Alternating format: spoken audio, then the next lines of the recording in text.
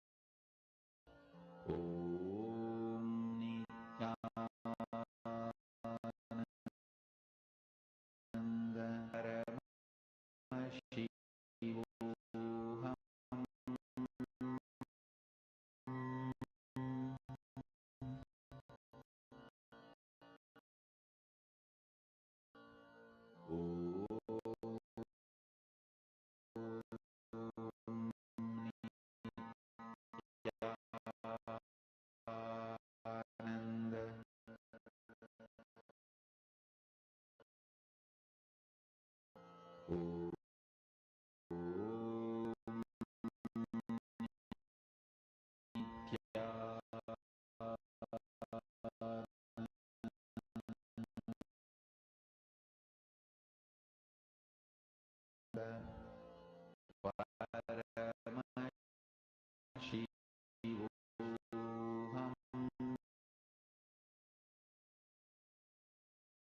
Nithyananda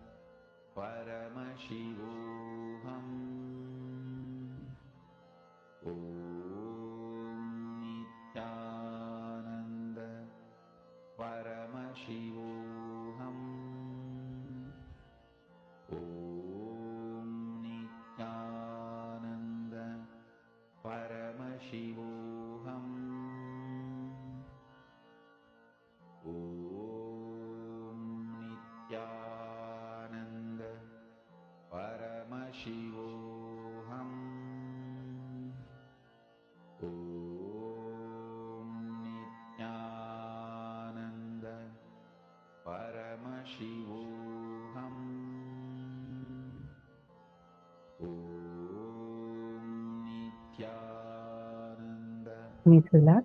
Many of you started manifesting. Please check now. Go to the website again and take a moment to check.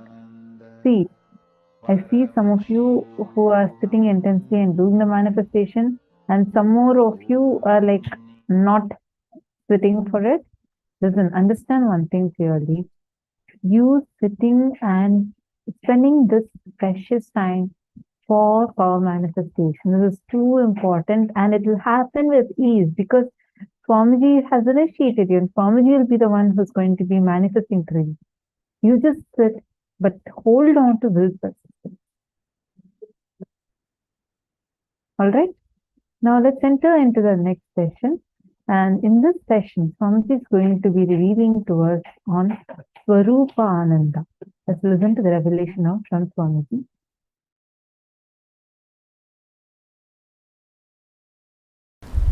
The opinions like love, hatred, those signals occupy such large space in your brain, they form like a fort and do not let you see beyond the wall. Listen, listen. Seeing this world does not make you incapable of not seeing the other worlds. No. Opinions you form about this world stops you perceiving the other planes. Listen.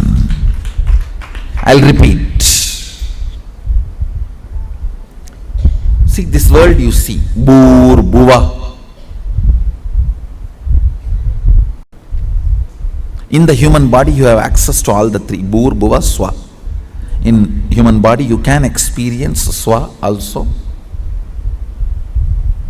Bhur, Bhuva, Swa, all the three you can experience in this human body. This Bhur, Bhuva, Swa, these planes which you are seeing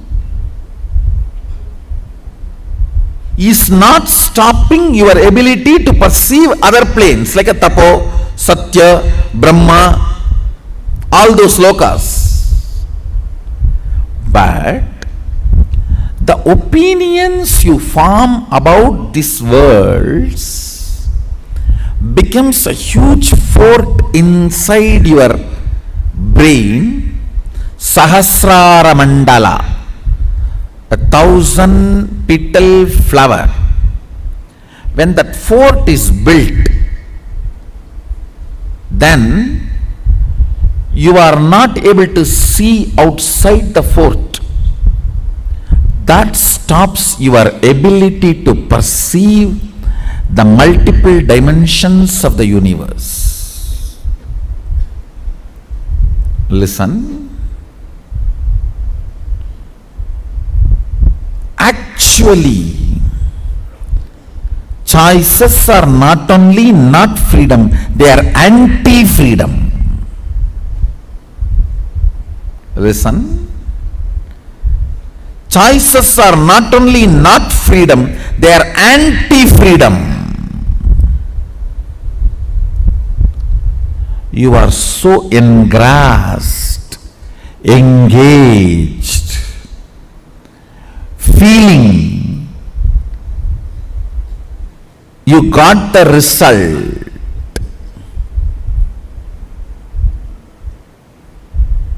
Because you do not know the way to check whether some stone is a diamond or a shining ordinary stone, you go on collecting your whole life something.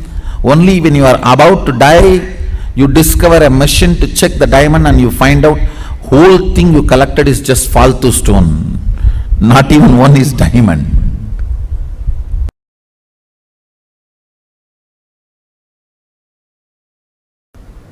The more dimension life you manifest, more fulfilling you are, more complete you are, more Sadashivatva manifests through you.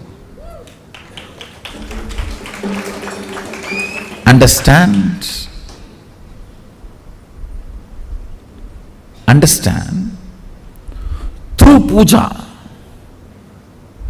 if your breathing becomes very, listen, intense does not mean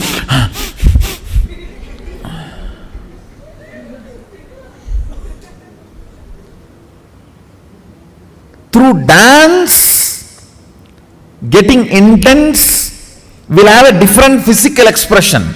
That will naturally be like a big hyperventilation kind of a action. But through puja, when your breathing becomes intense, it will not be hyperventilation type, it will be deeper ventilation type. Like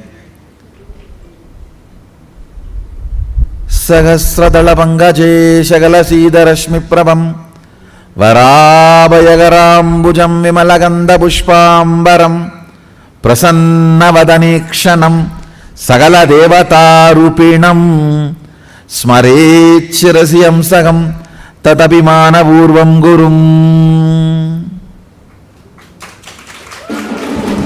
It's actually Dhyana Sloka for Guru. I can see very clearly Arunagiri Yogeshwara.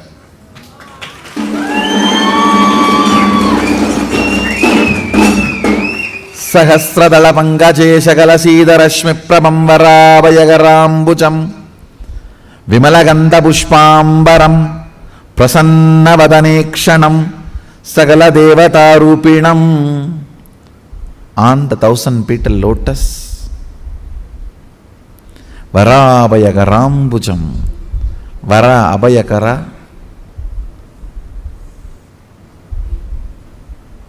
Prasannavadanekshanam, with a beautiful, alive, Prasannavadana, smiling, welcoming. Prasanna cannot be translated just as a smiling or welcoming. Prasanna should be smiling, welcoming, alive, illumined, graceful. All that words should be added. Prasanna is something which brings you to the present. Prasannavadanekshanam Sagala Devata Rupinam, embodiment, or in the form of Sagala Devatas, all the gods and goddesses.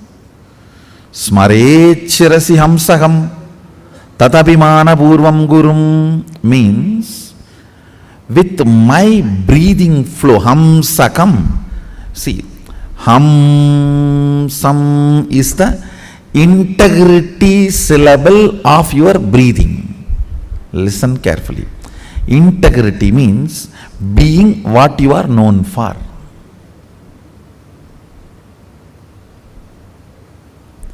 If a lion is known for something and it does that same, it is integrated to being a lion. An elephant is known for something and it is doing the same thing, it is integrated to being an elephant. If suddenly elephant starts eating the flesh, what will happen? He is not known for it. If he does for what he is known, he is integrated to it. So, the integrity syllable of your breathing is hamsam. Hamsam. This hamsam is the ajapa japa mantra, unchanted mantra which gets chanted continuously by the integrity of your breathing. When your breathing gets into your system and comes out, the natural sound it makes is called hamsa. Hamsam. Understand? Where this hum sound takes a turn of some sound is Sahasrara, That is where Guru is sitting. That is why it is called Ham. Please listen carefully. That is why he is addressed as Hamsakam. Where the Ham turns into Sam, his Akam resides there. That is his house. If the Ham does not turn into Sam, you are Savam. Understand? If the Ham, listen carefully. If the Ham is 100 unit and Sam is less than 100, 99, you are just Aham. If the Ham is 100 and Sam is 100, you are Hamsa, Jiva, individual soul, who had Pratyakatma Chaitanya Jagrata. If the Ham is 100 and Sam is 101, you are Paramahamsa.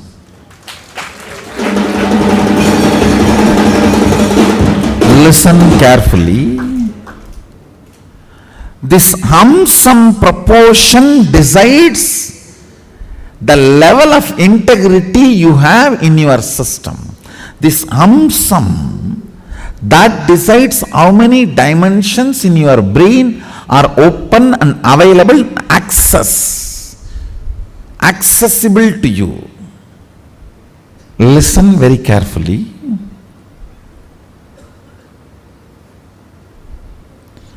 If this Ham is 100, Sam is less than 100, you are in the plane of Agam, human. Bhu. If the Ham is 100, Sam is also 100, you are Hamsa, Jiva who is awakened. If the Ham is 100, Sam is even 101, you started entering into the Paramahamsa dimension. Means the Guru component has started manifesting in your Jiva. Means he started mixing in your taste of life. What is your desire? Your Guru's desires. What is your taste of life? Your Guru's taste. What is your joy? Your Guru's joy. What is your opinions about death? Your Guru's opinions. What is your opinion about life? Your Guru's opinions.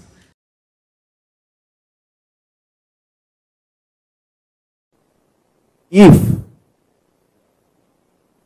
you start enjoying the narration you carry about you, Swarupa Ananda, and everyone around you enjoys the narration about you which they carry in them. In that space,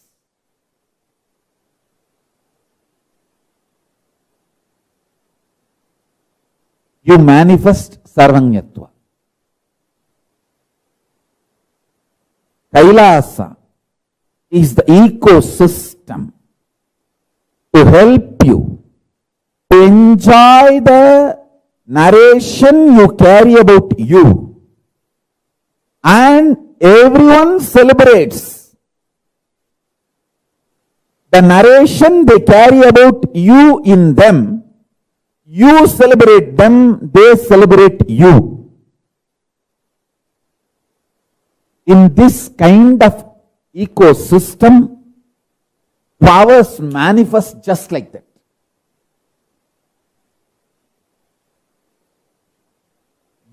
That kind of an ecosystem makes nectar flow in your Sahasrara chakra, in your crown center.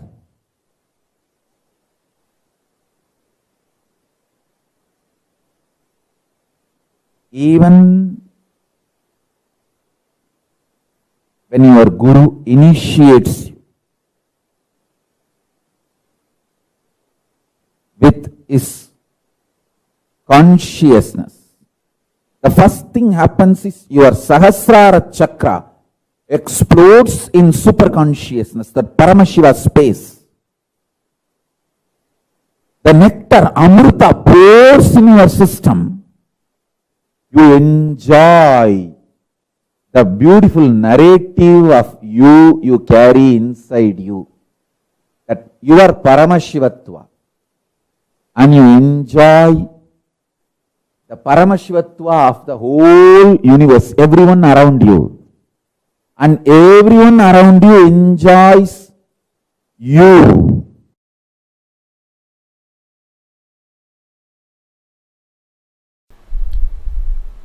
Let me come back to the subject. Listen.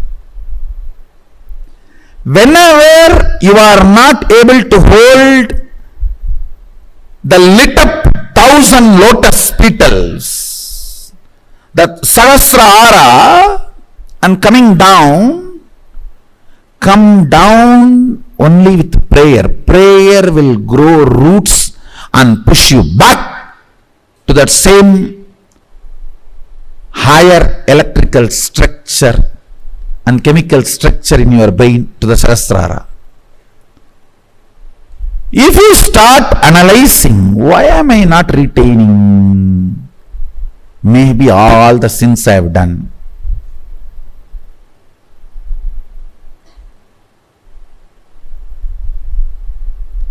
That is complete stupidity. Wrong diagnosis makes duplicate doctors.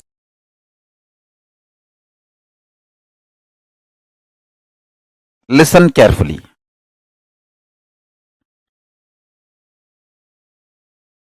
All of us are given something and denied something. Nobody can say, I am not given anything. You are still alive, breathing. So that proves life is given to you. Naturally, even if you are richest man in the world, there are some things which is not given to you.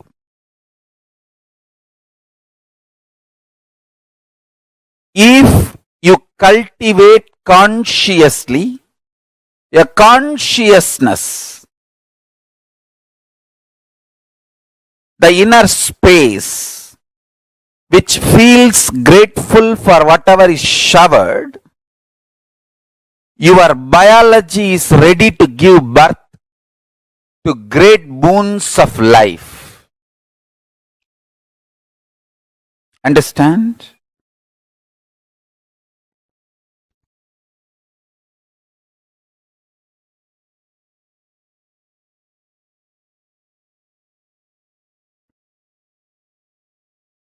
Person who cherishes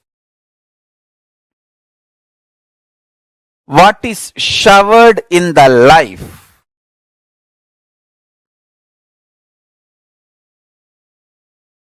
feels supported, loved, cared, and goes on deciding to support, love, care. Understand? This space is heaven. I tell you, all I need for me to run my whole day is just consciously feeling joyful. Those devotees smile, that's all. See, when I open the eyes from Samadhi and see the two-way, when I see all these people, that's all is my food.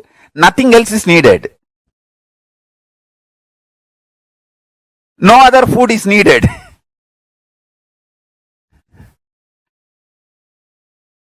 Understand?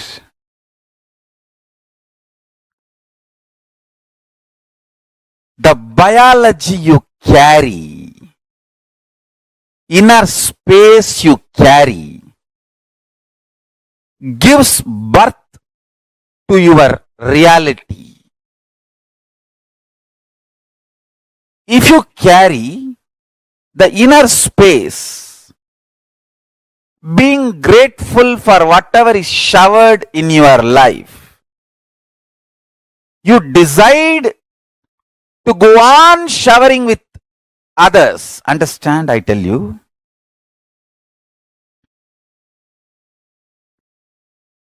Whoever enjoys by contributing are gods,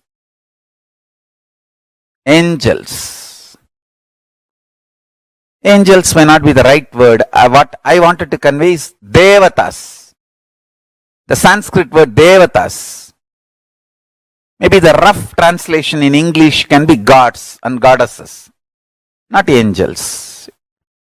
Because devatas are much higher than angels. The concept of angels.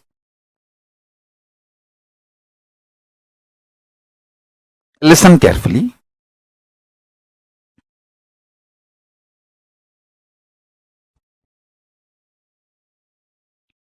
If you feel exploited, frustrated, you will go on vomiting poison, destroying, pulling down.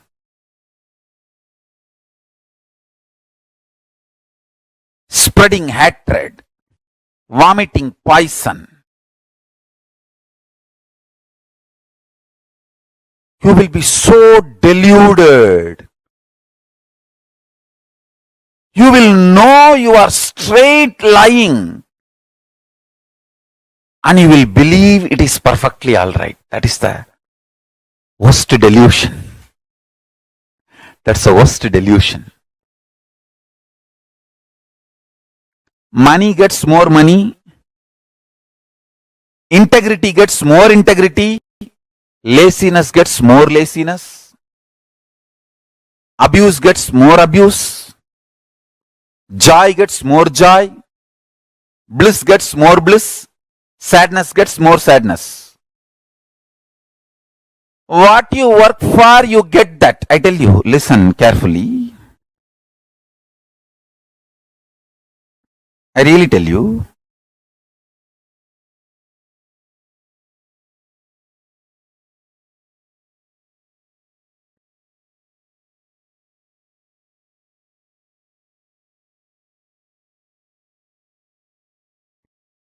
Make integrity as a strategy for your life. You will attract such wonderful integrated people around you. Even if the non-integrated people come, you will know them just by their smell, and they will not be able to harm you. You know how to protect yourself, save yourself, and continue your service.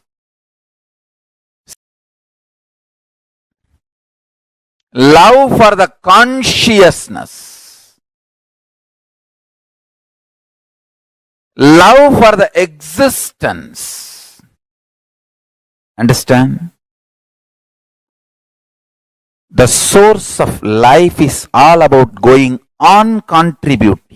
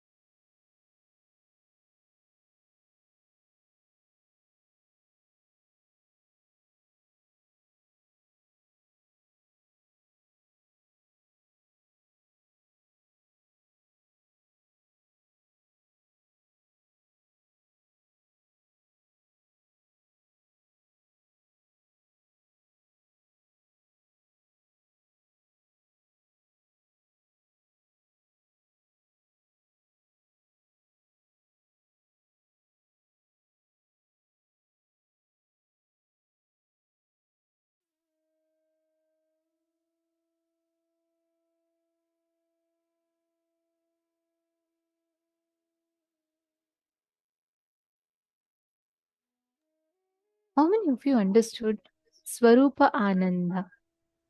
Swamiji so beautifully explained about what integrity is. Integrity is you reverberating with your purpose. The purpose of why you want to do what you want to do.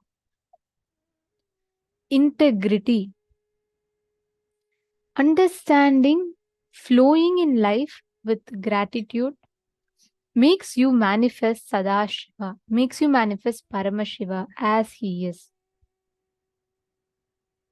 Just being integrated. When you are, see, all the opinions that you form about everything on the outside, stop you perceiving the other planes. Swamiji was chanting the Dhyana Shloka, right? Of the Guru. And then Swamiji described how prasanna means something that brings you to the present. So integrity is being what you know, what you are known for. If an elephant starts eating meat, it is non-integrity. Because what being integrated, being what you are known for is integrity. All the opinions you form about this world stops you from perceiving what exists in the other planes. Prasanna is something which brings you to the present. It is being what you are known for. And Ganga, like Swamiji explained, is the nectar that flows from Paramashiva's own Sahasrara. And if you enjoy the beautiful narrative of you carry inside you, that everything on the outside.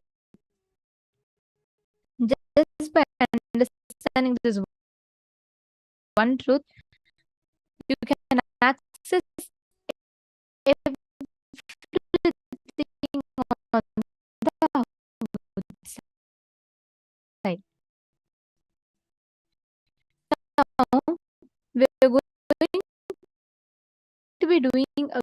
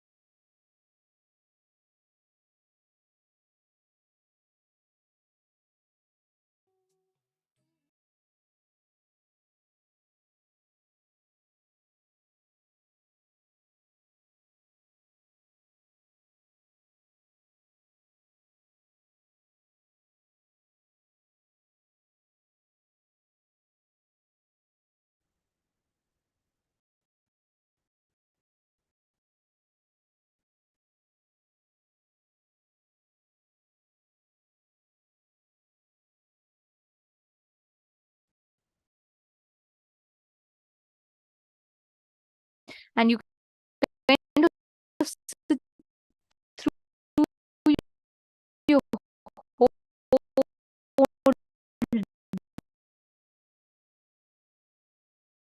day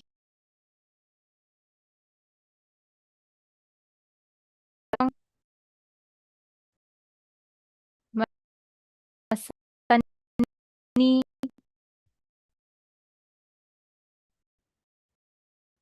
Come on, can I be sitting in Vajrasana? So just get to a place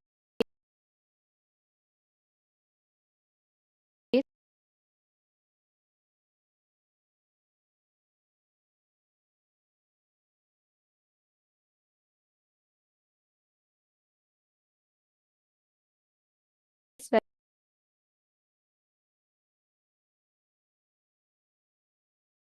yes.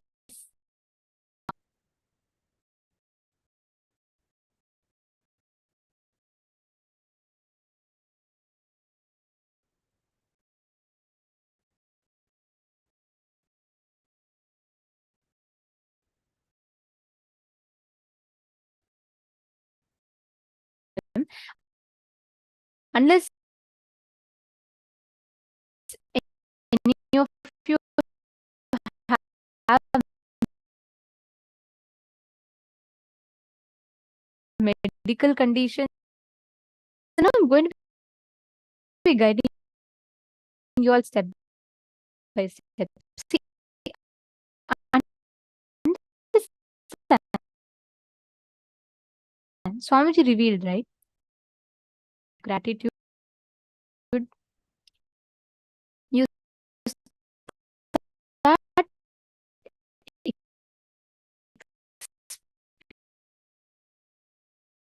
experiencing all the great.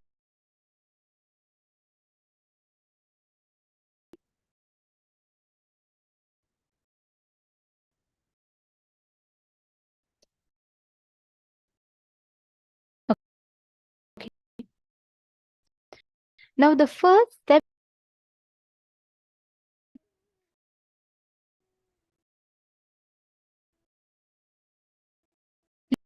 is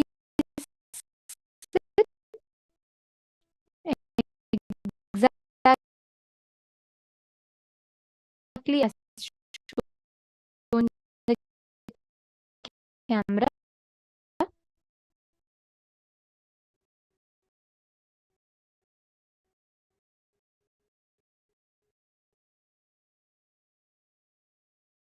Sit comfortably with your head Ben and Yon Saunders.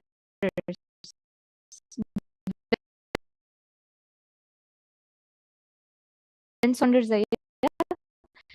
Even if you're doing it correctly,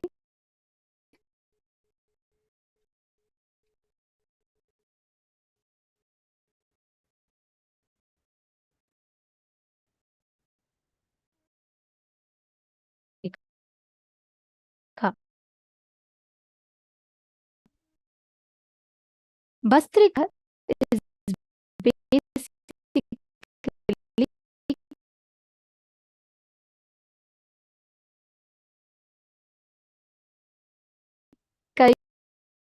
chaotic. Breathe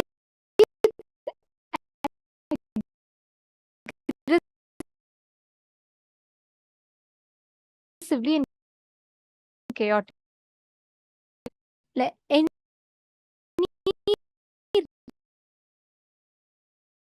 random breathing pattern. It should not.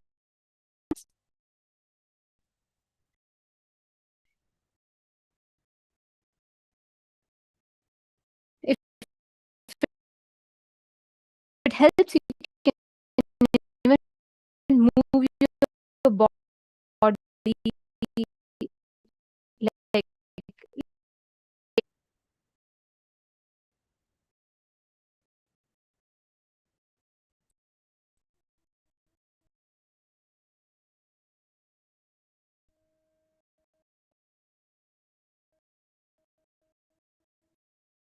breathe chaotic.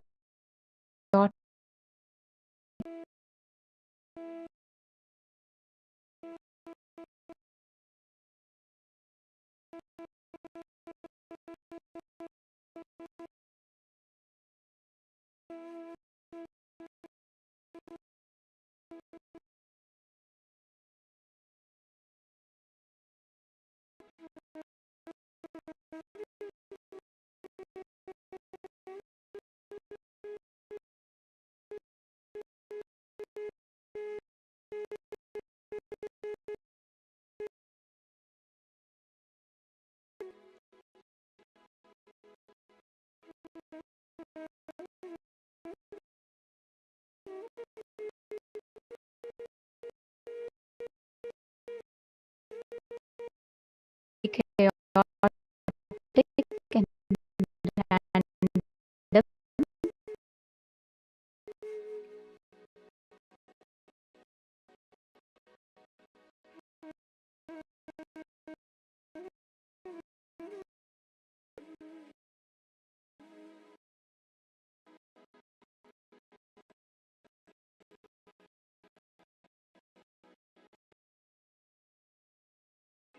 Minutes, you're going to be completely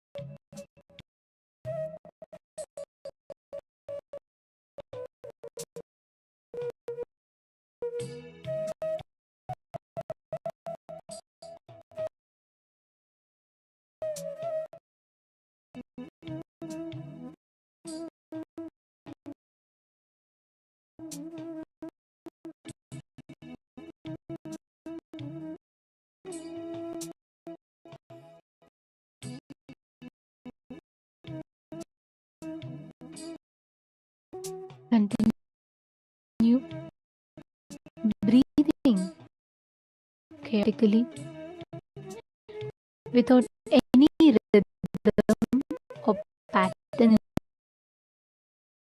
in your breath.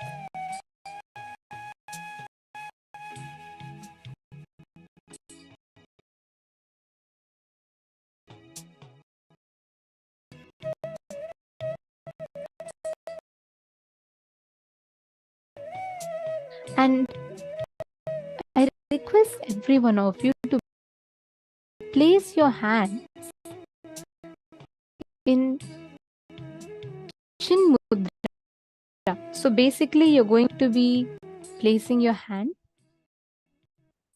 in the Chin Mudra like this. So you're just going to be, your index finger is going to be folding within your thumb.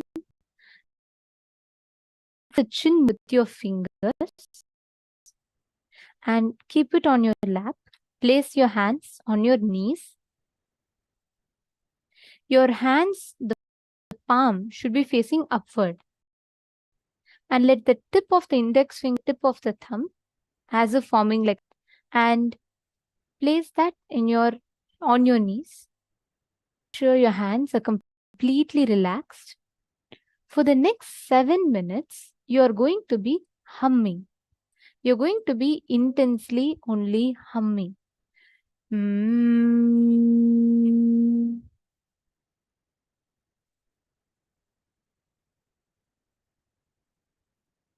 The humming should be done with the lips together. Don't open your mouth. There should be no sound coming from your mouth. It should come from your navel center. This is called the Maha Mantra humming. You're going to be doing it as loudly as possible without opening your mouth. So purse your lips together, hands in Chin Mudra, eyes closed, and normal breathing and hum.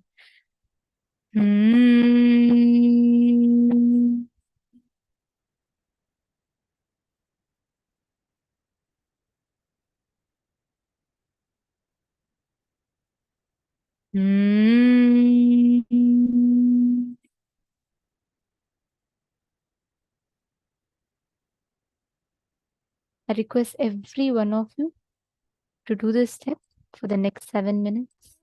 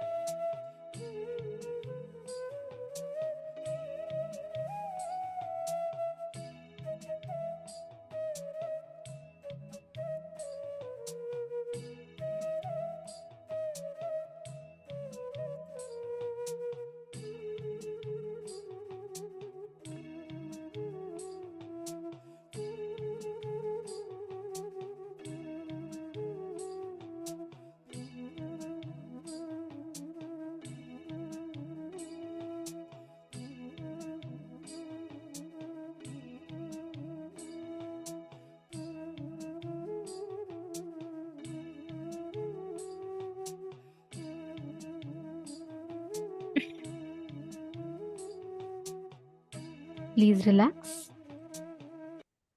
Slowly, you can stop the breathing. You can stop the humming. Now, you may sit now on cross-legged on the floor. Normally, this is called the Sukhasana. As shown in the picture, you can take the comfortable step.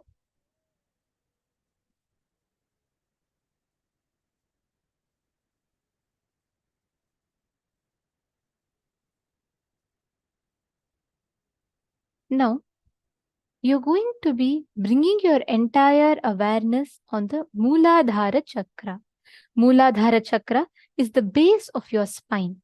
Bring your complete awareness to the Mooladhara Chakra.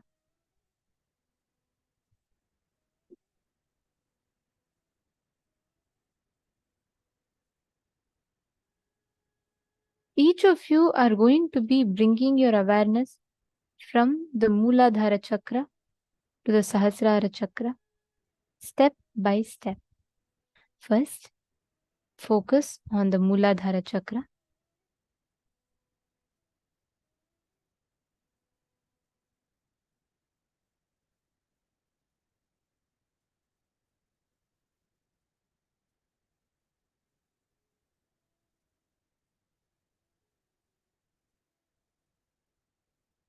Bring your complete awareness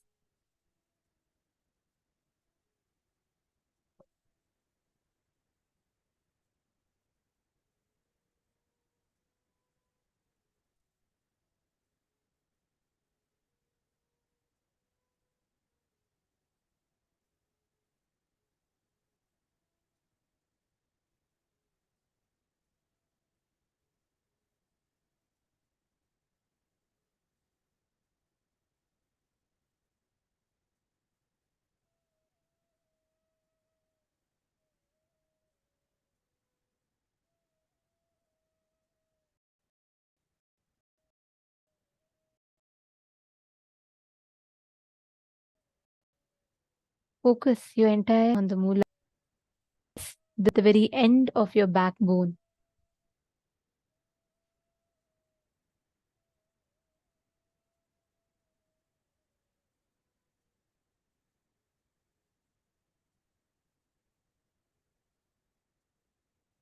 Slowly, move your awareness to the Swadhisthana Chakra, 2 inches above the Mooladhara, which is just right below your navel center. Bring your complete awareness.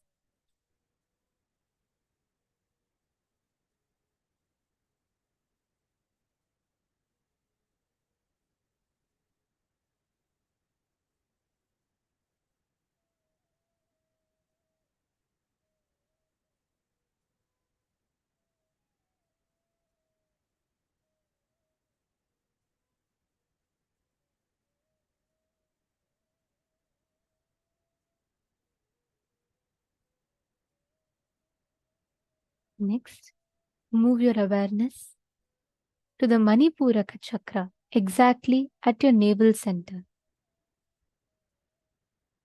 Bringing your complete awareness at your navel center.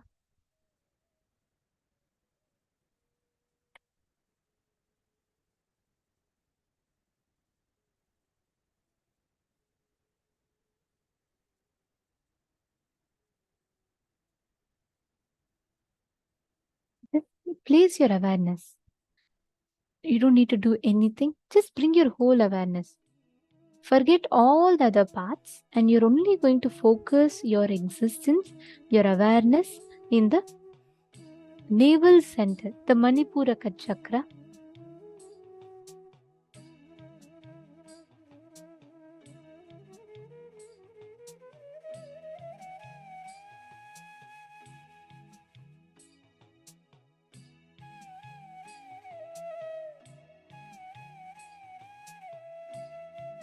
Experience yourself completely in the Manipuraka Chakra.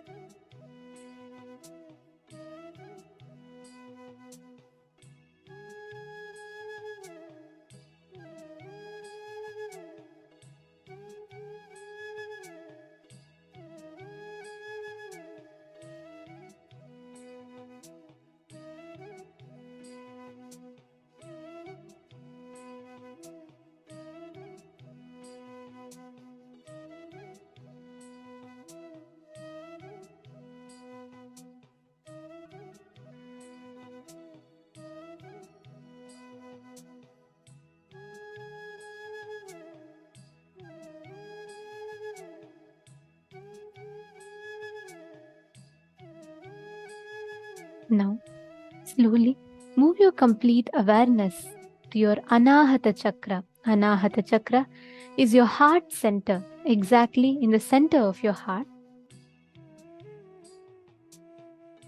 Move your complete awareness to the Anahata Chakra, the heart center.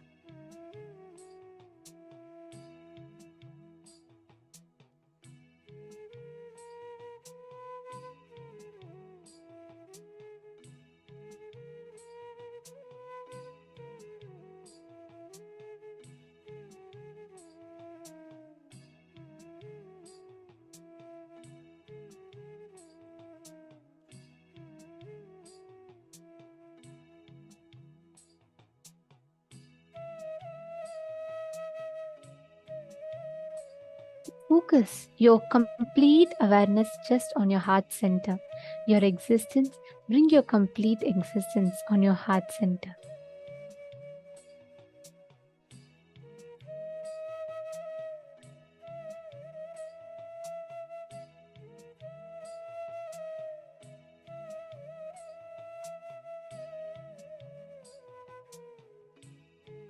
Now, from your Anahata, move to the Vishuddhi Chakra, your throat center region. Completely bringing your whole awareness through the throat center and bring your complete awareness there. Focus your complete existence on the throat center, the Vishuddhi Chakra. You can even put your hand in your Vishuddhi Chakra. Bring your complete awareness there. Do not fall asleep. Do this process sincerely.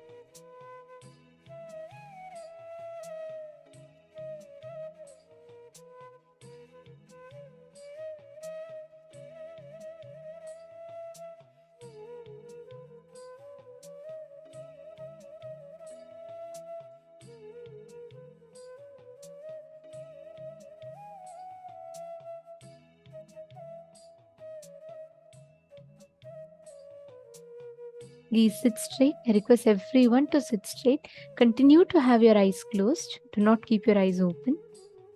Do this process sincerely.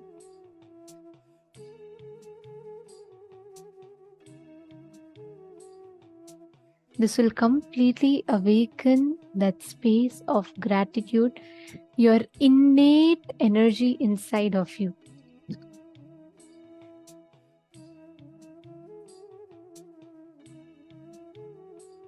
Now, slowly move your entire awareness to your third eye, your brow center, the center of your eyebrows. Focus your complete existence on the Agnya Chakra, your brow center.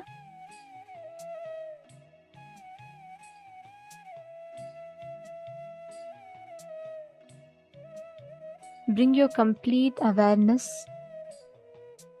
Experience your existence in the brow center.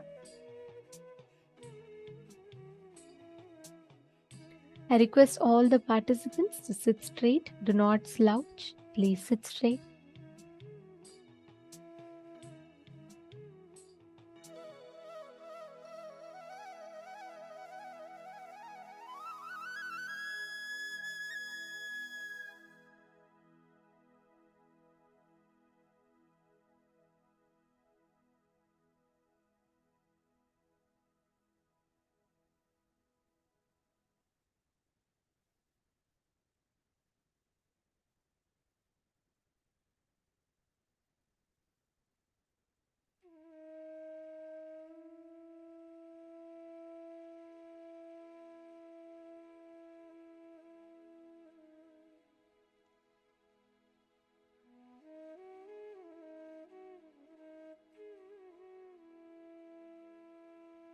Bring your complete awareness into your Agnya Chakra. Your whole existence, experience your whole existence in the Agnya Chakra, the brow center.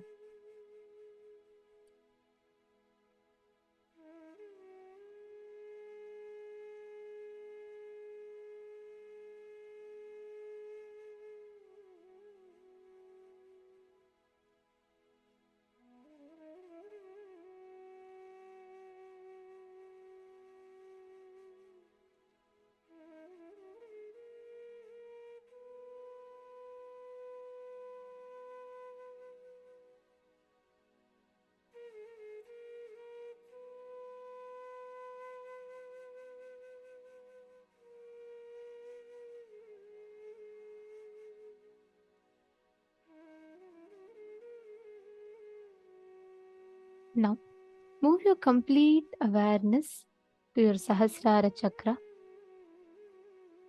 through the crown center, the top of your head.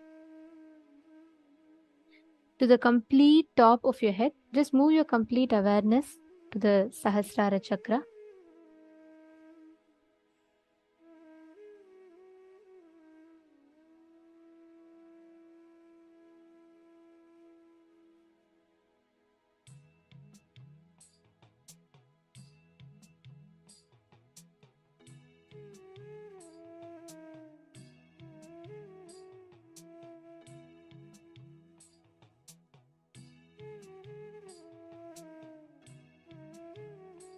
Cognize your complete existence on the top of your head, the Sahasrara chakra.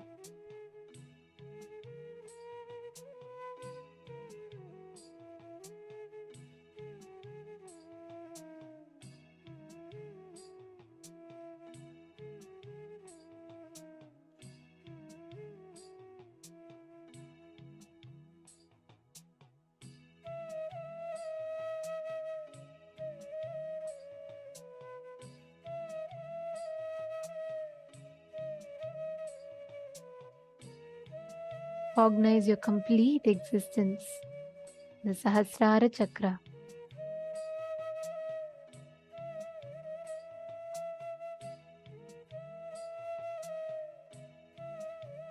Now, just unclutch.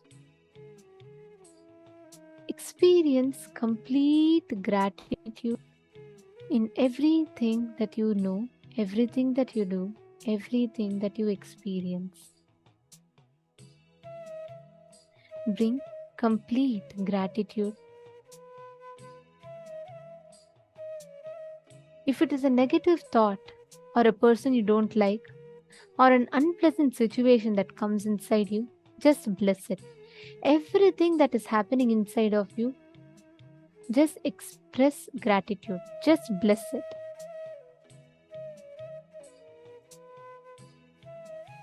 Express, experience gratitude.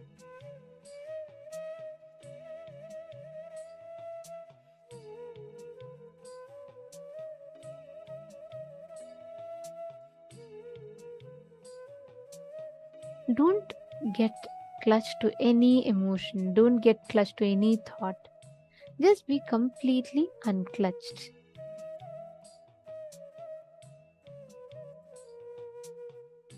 Unclutch from everything. Express gratitude for every single thing that life is offering to you. If you remember something unpleasant, offer your gratitude to it.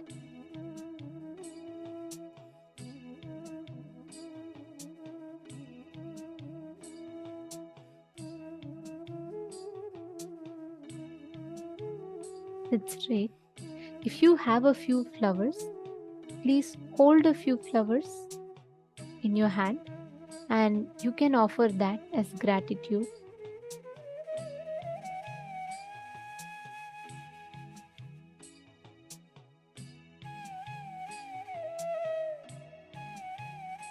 Offer gratitude to every single person in your life. All the wrong situations, all the right situations, all the situations, offer your gratitude. Hold a few flowers in your hands, close your eyes. Concentrate, bring your complete awareness on the Sahasrara chakra. Forget all the other parts of your body. Experience your existence only in the Sahasrara chakra.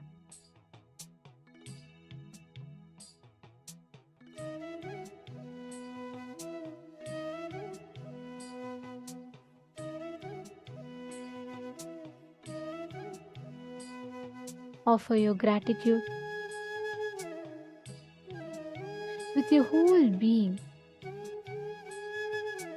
Just focus on your crown center. Relax. Just sit with a smile. Don't clutch. Don't worry about anything. Just wear a smile on your face and sit completely relaxed.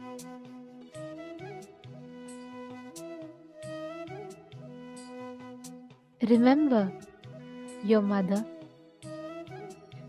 Offer your gratitude to her for giving birth to this body.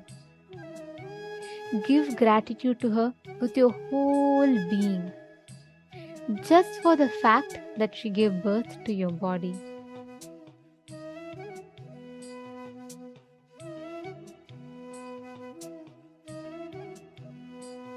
Give your complete awareness in your Sahasrara.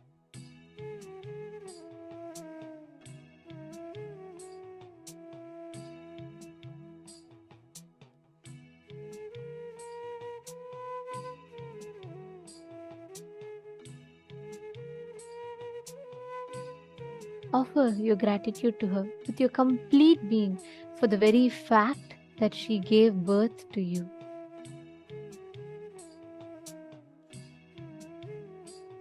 Remember and give all your being gratitude to her. Next, offer your gratitude to your father for giving you this life and providing you with all the needs. Offer your gratitude. Don't have any calculations, don't have any thinking. Offer your gratitude just for the sake of offering your gratitude. Bring in your complete gratitude from your whole being. Offer your gratitude to your father.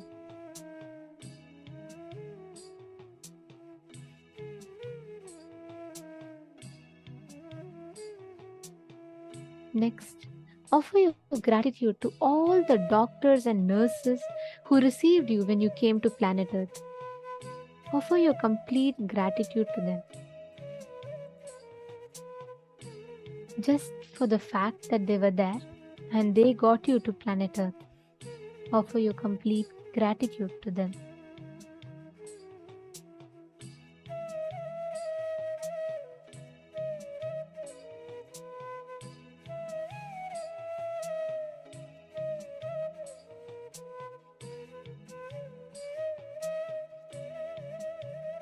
Offer your gratitude to all the people who took care of you when you were an infant, to all those beings who stood with you, who fed you, who gave you food, who gave you shelter, who loved you, who protected you. Remember all of those beings and offer your complete gratitude to them. Offer your gratitude to them just because they did. That's all. No other calculation. Don't try to find reasons for for offering gratitude. Just offer gratitude.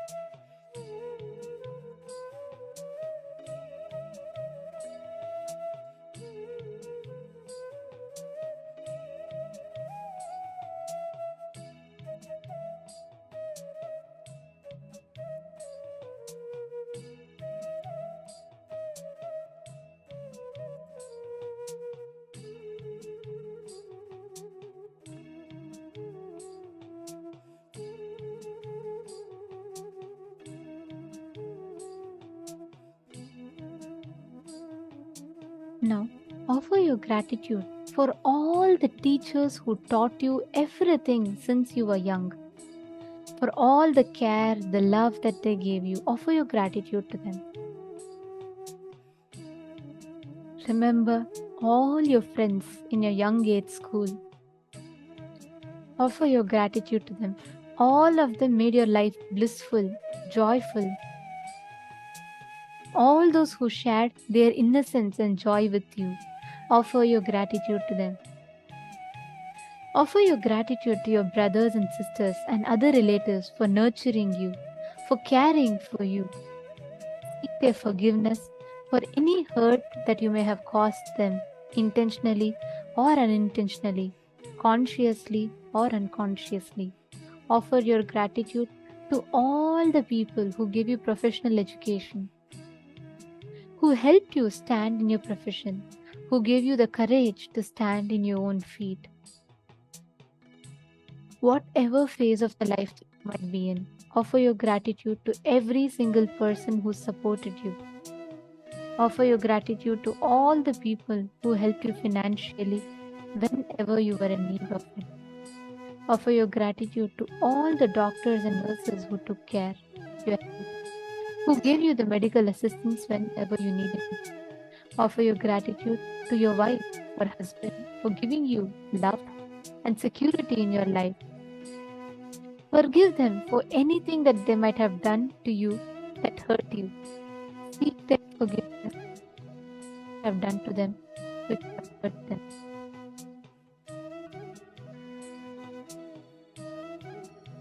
Offer your gratitude even to your enemies, those who hurt you, to make you strong and forgiving. Their forgiveness for any hurt that you may have caused in them. Offer your gratitude to all of them who helped you physically, mentally, in every level, economically, spiritually.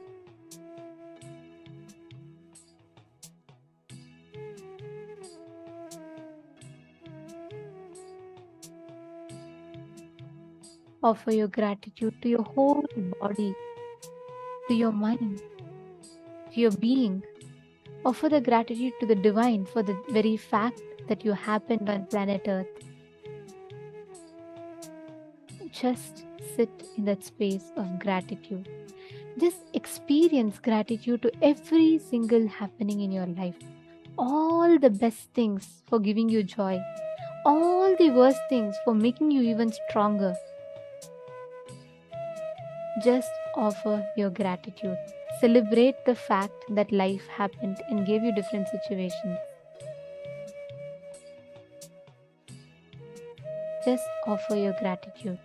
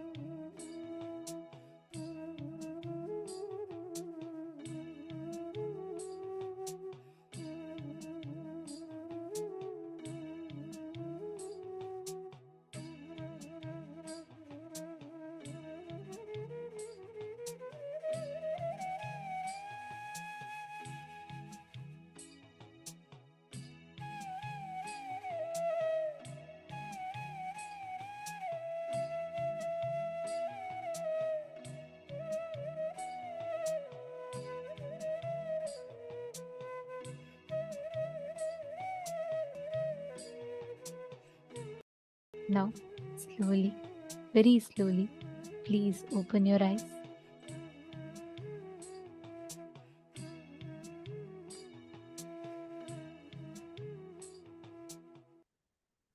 How do each of you feel now after doing this powerful meditation? How is the experience for each and every one of you that are here? See so much of this smile. These are really enjoying it even through the meditation. It's so nice to see so many of you feeling blissful. Wow. It's really nice to see so many of you sitting with so much of gratitude overflowing through you. Understand this gratitude.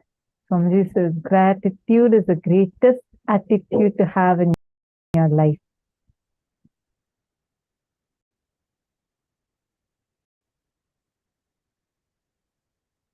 Very nice.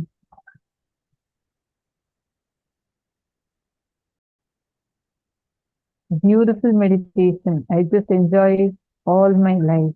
Beautiful. Lovely. Just be in the same space that you are right now in. And now you're going to take a few minutes in this space of gratitude. You're going to connect with the nature. Understand this gratitude that you're having is like the fuel that you actually need.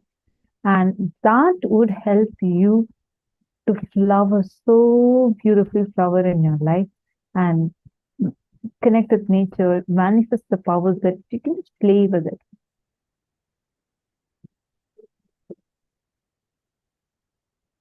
Shall we all enter into power manifestation?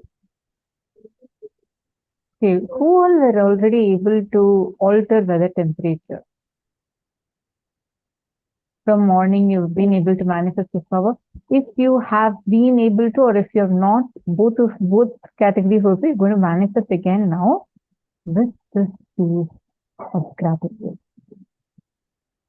It will be really powerful, really powerful. Take a few minutes, just connect with the atmosphere around you. You're going to start altering the temperature of the place that you are in. Let's start with that. Just connect. You can literally start feeling the air changing. First, take a few minutes, measure the temperature. Go to any website like actiweather.com is one of the websites that we know.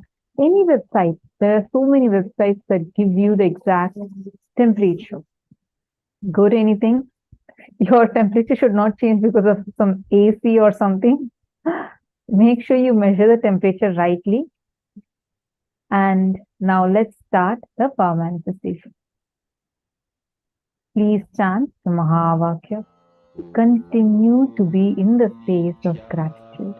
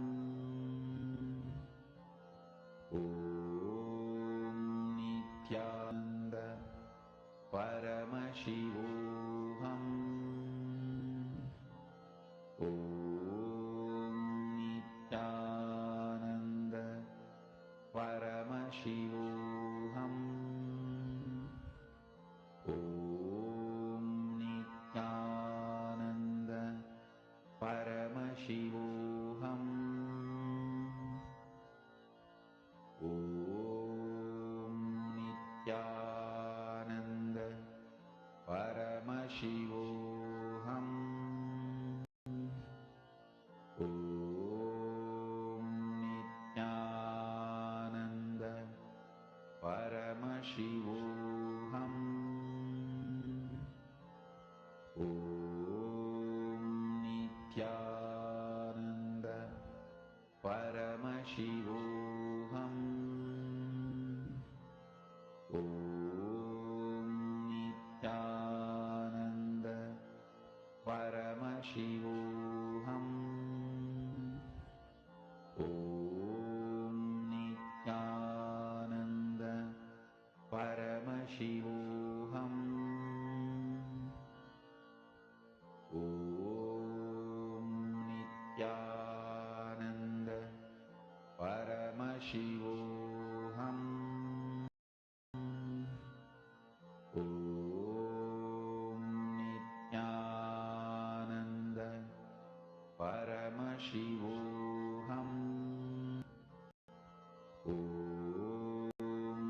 Nithyananda Paramashivam.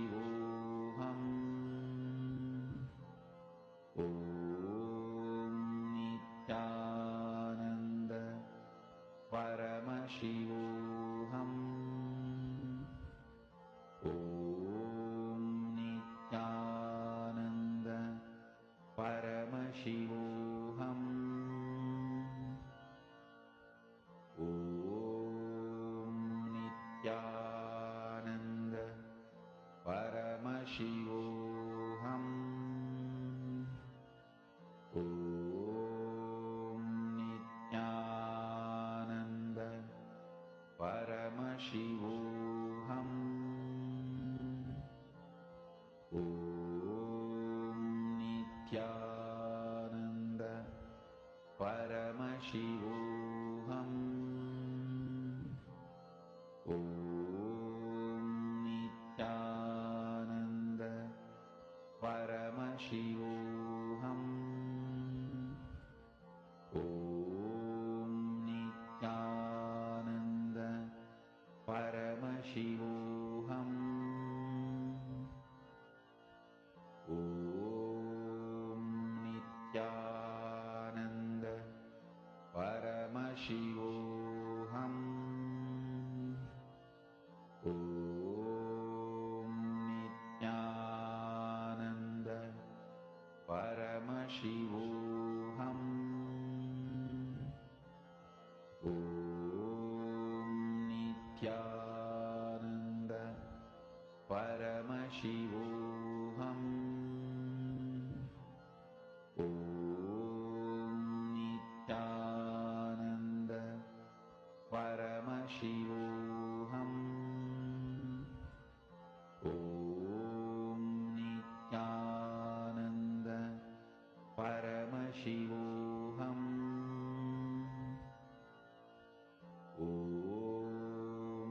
Requesting all the participants to intensely sit and do it. See the space of gratitude that you are having right now inside of you. That is literally the key that you have.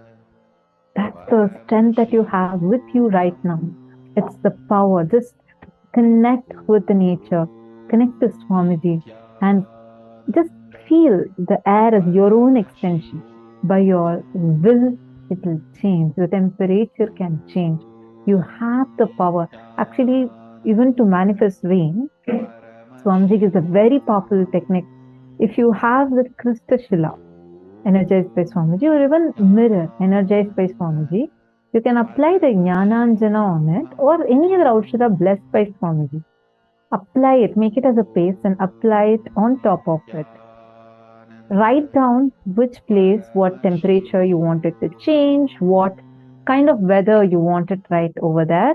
You can write that down and keep that in front, or you can keep it on top of the Kristashila or the mirror, and literally visualize. You should be able to see on the mirror itself as if that place is raining or as if that place is sunny, exactly how you want it. You can start like visualizing it on that mirror. You will see in 42 minutes, just like that, the weather would change. The 42-minute cycle. All of you sit and do it now. Huiru Wong, feeling powerful, wonderful.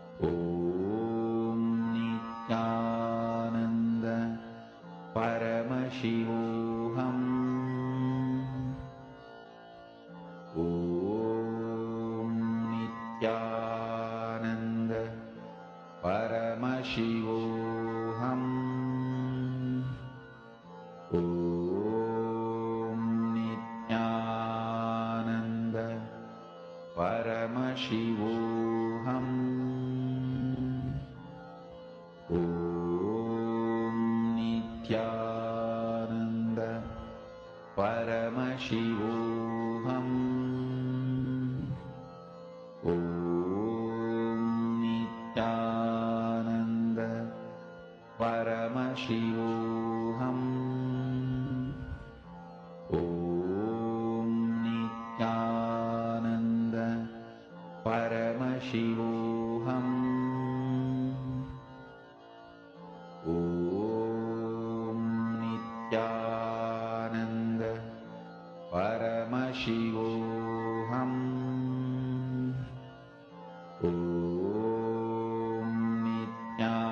Okay, I do see some of you asking questions. Just a moment. Continue the manifestation. I see participants on YouTube, Nithyanandam. So wonderful to have all of you also. We are actually being live streamed on various social media platforms. Like right now, this program is made completely available for various social media platforms. So it's wonderful to see so many of you logged in. Nithyanandam, Shane, and Samuel Hagerman. Wonderful to have you all here. Samuel Hagerman is asking, what does Krista Shila look like? It's actually a granite slab, but this is specifically blessed by Swamiji and energized by Swamiji and given to us. It's a granite, it's a thick granite slab. And this was energized and given in earlier program. Swamiji himself has energized and given. And the stone has a power to hold a lot of energy. Actually, when you start doing advanced level power manifestation, the mirror, when you start using the mirror is too thin, right? And it'll easily, you'll see that without it falling down, without doing anything, it'll start having cracks on it and it'll start breaking.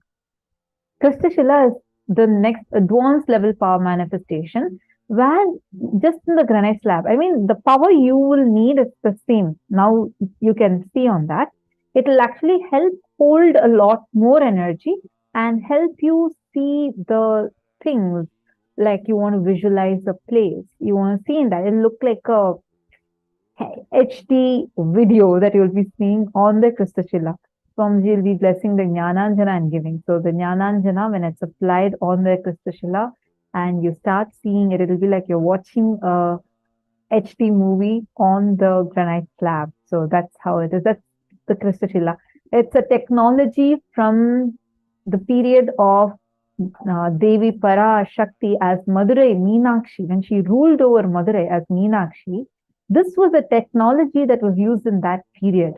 That is why if you see all the temples throughout the Madurai, the whole kingdom, the Pandya kingdom, which was ruling Madurai, in their period, lot of things are built with these granite slabs, and there were just pillars and deities just made of granite, where whenever Devi Meenakshi wanted to make an announcement to all the citizens, she used to appear on all those granite slabs. Like right now, we all watch darshan on the TV, correct? Like your TV or your laptop. We watch the darshan of Swamiji. Like that, as Devi Meenakshi, she used to appear on all the granite slabs. People used to have her darshan on the granite slab, and she will come and do any announcement or reveal things to the citizens. I see you saying, wow. Yes. And actually, a lot of evidences for this have been discovered recently, where a lot of these granite slabs and the excavations that are being done in Kiradi. Kiradi is an excavation site, and where they started finding the remains of the kingdom of Madurai from Devi Meenakshi's period. And a lot of things are matching exactly to this, but this revelation was revealed by Swamiji. for all of us. I know it's like absolutely amazing. That very science Swamiji has revived. And we saw like when Swamiji had initiated the Balasans and many of the program participants who had attended physically the programs when it happened physically, the mirror, like without the mirror, you start using it without even you putting it down, breaking it. The mirror will start breaking because the energy, it can only handle up to certain amount of energy. After that, you need to use the granite slab. It's thick. It'll be in a golden box. Swamiji will be blessing and giving. And you apply the Jnananjana. Jnananjana is also again another alchemy product that's blessed and initiated and given directly by Swamiji. So it's almost like like an eyeliner, enlightenment eyeliner, something like that. And you apply on it, and you literally start seeing things like how you watch, like you're watching us right now on your screen. You will watch it much clearer. It look with a lot more depth, like how you see things in real life. It'll look like that, as if the whole thing is appearing on it. So, just to answer your question. And also, see,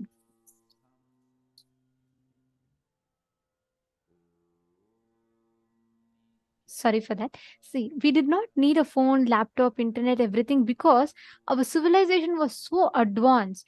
Just this power that we are manifesting today, bringing rain. There was no global warming in the time where our ancestors existed. Can you imagine? We all built temple as tall as a skyscraper, and our temples have stood tall.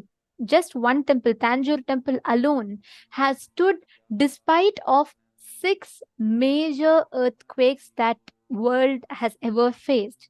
It has stood through multiple tsunamis. Despite of all of this, it has never shaken. You know why? We were so advanced. The power manifestation science, there was no global warming because our ancestors connected to planet Earth. They connected to Mother Earth as an extension. It was oneness based civilization. That is why Swamiji tells the foundation of power manifestation is very, very important. It is not to exert your power over something, it is to experience oneness with something that we manifest powers. Now, with that cognition, when you all sit and manifest, you will see how immediately the sky will respond to you. The weather will change as per the moment you need. Whatever you have asked, the sky will respond to you for that. beautifully Madhananda has posted that she was visualizing for the sun to almost set. And then suddenly she saw that the sun actually started turning more red. Wonderful.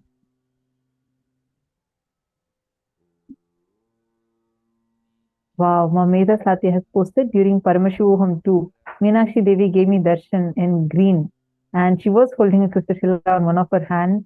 As being from north, I did not know anything about Devi Meenakshi. My gratitude to her. Wanted to have a darshan again. Wow. Mameda Satya, thank you so much for sharing such a beautiful experience. Actually, in just before assuming this body, in Swamiji's previous avatar, Swamiji came down as Devi Meenakshi. And in this form, both Devi Meenakshi and Sundareshwara Paramashiva have assumed one form together as Swamiji. So you are having her darshan every day. Joanna Nithyanandam, nice to see you with the big Sri Chakra behind you. Are you also doing the power manifestation? Joanna Kobus, sorry if I'm not pronouncing your name rightly. Nithyanandam, is this the first time you're here? Just asking to know, because I'm seeing you now. I see you wearing the Kantamala, so I definitely know that you've been connected to Swamiji for a longer time. But I'm just seeing you first time in the program. Lovely to have you here. Where are you from?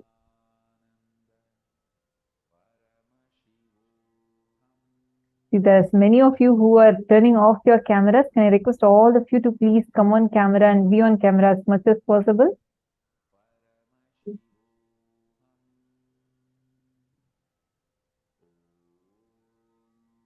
Sonia Rao, I think I made it a little windy outside and dropped the temperature a bit. Wonderful. Nithyanandam, Kartyayani, Kalyanasundram, Nithyanandam, nice to see you here. You can get your two kiddos also to come and sit with you. I mean, they would have been grown up now. You can get both of your kids also to come and sit with you. Are they coming and attending the darshan? You can get them to come and attend the darshan also. I'm sure Akhilesh and Krishna, right? Probably I'm sure they all have grown up now.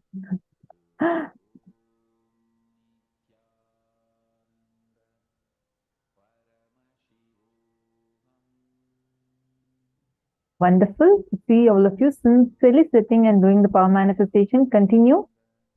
And now, before we enter into the next session, I just wanted to share with all of you, I'm sure you all would have already seen. For those of you who have not yet seen, we have a great news that we want to share with all of you. That is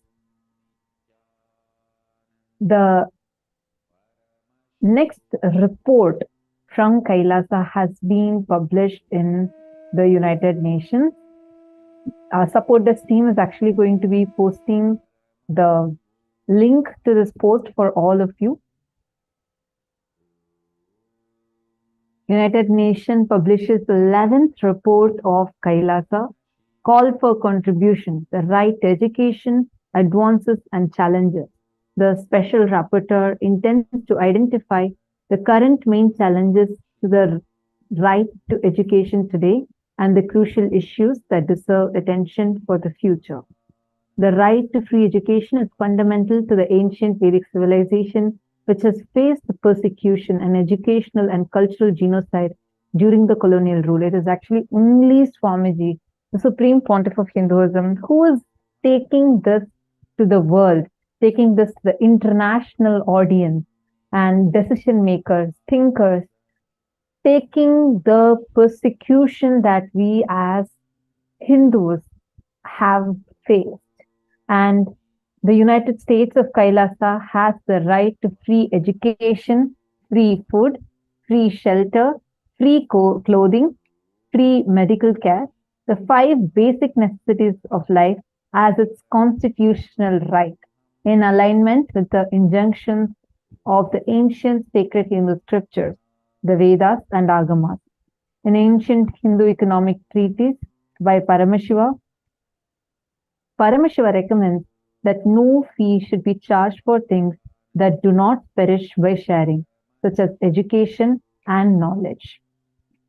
In Asia, the revival of ancient Hindu civilization includes its education system has faced continuous and persistent backlash by the deep state elements, where the indigenous education of the Hindu Aboriginal indigenous agricultural tribes was under constant attack for over a decade by Hindu mystic extremists who also interfered in indigenous religious matters and succession process of children. Despite the persecution of AIAT members, the leader of the AIAT community, the Supreme Pontiff of Hinduism, and the head of state of Kailasa, Bhagavan Nithyananda Paramashivam, has been successful in reviving the Gurukul and made available for free in the sovereign land of Kailasa as well as globally. The Gurukul is designed and has been successful to make natural, capable, compassionate leaders living the highest values of life, such as non-violence, life is for others, expressing extraordinary, innate, superconscious powers, Shaktis latent in every human being, and radiating the ultimate truth of Paramashivoham. I am Paramashiva. So you all can go ahead and read the entire report that is posted here. The link for this is given to all of you.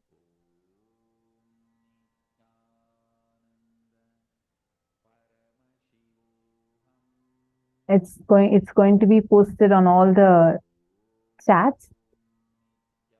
the support desk team is going to be posting the link. And I just wanted to also add to this because I grew up in the Gurukuls, Swamiji's Kailasas Nithyananda Gurukul, and it still continues to be completely free of cost, like no cost.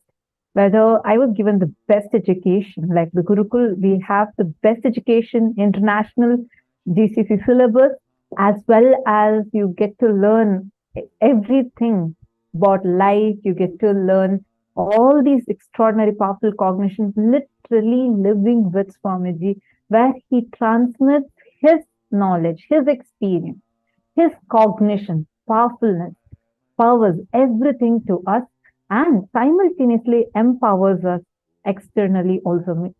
Like Swamiji used to say before, becoming Buddha inside and Bill Gates outside. That's literally how the education system is.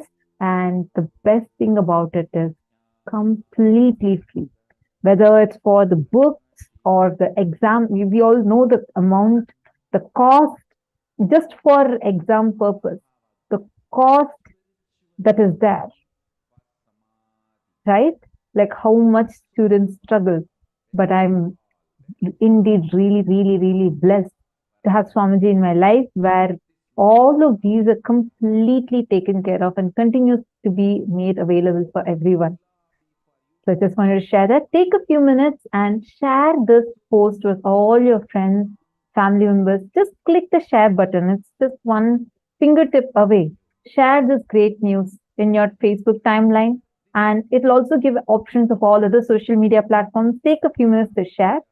And Samuel, And also make sure that each of you are letting people know, along with, don't just share the link, let people know why it matters, because this is a huge milestone, another achievement for every one of us Hindus, in us getting a Hindu nation, a Hindu Rashtra set up for us. So Swamiji is continuously working, and it makes a huge difference for all of us. So don't just share the link with the information to people so they understand.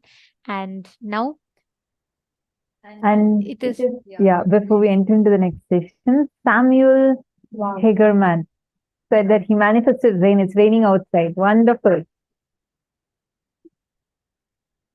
Who else has manifested? Can I request all the participants, whoever has manifested, to take a few minutes and post, and go and check the post. The post for this UN report is shared with all of you. Take a few minutes, go ahead and click the link, share it with everyone.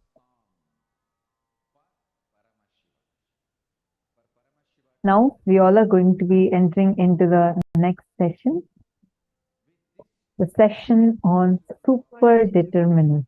now this session addresses a very important aspect of our life. Many times when there are failures, so-called failures, when things don't go our way, we say, oh, it's all predetermined, I can't do anything, it's destiny, this is what it is meant to be, it's just fate, I can't do anything, even if I try, I knew I was going to fail. So at those moments, most of us feel life is predetermined. Sometimes when we succeed, we think, oh my God, I know something that I did really click, it worked, some formula has worked this time. At those points, we think life is free will. But this question almost always lingers in us. Is life free will, or is life predetermined? But there's something in between. It is neither free will nor predetermined, but there's something for us to understand whether life predetermined or is it free will. Swamiji is going to be revealing that in this session to all of us now. So let's now intensely listen and take a note of all the powerful cognitions that Swamiji reveals here.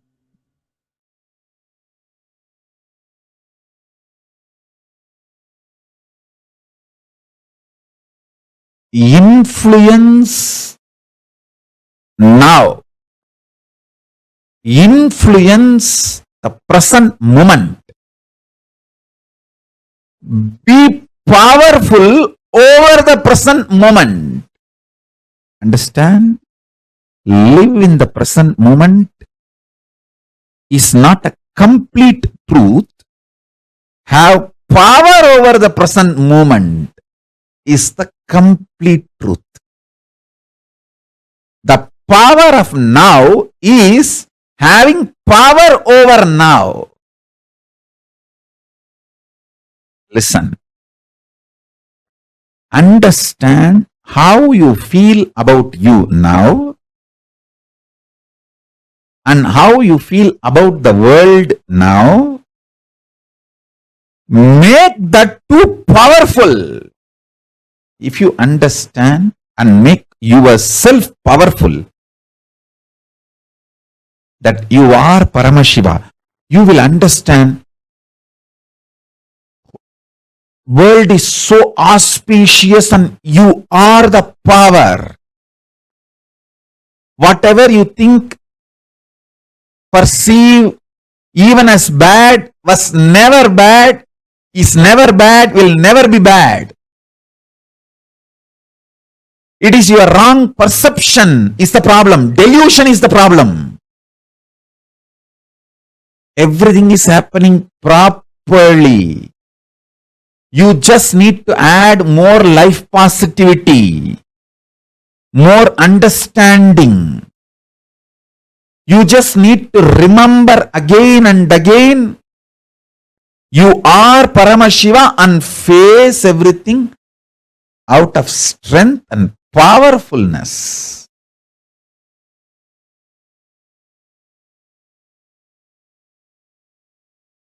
Now, the next truth. Listen.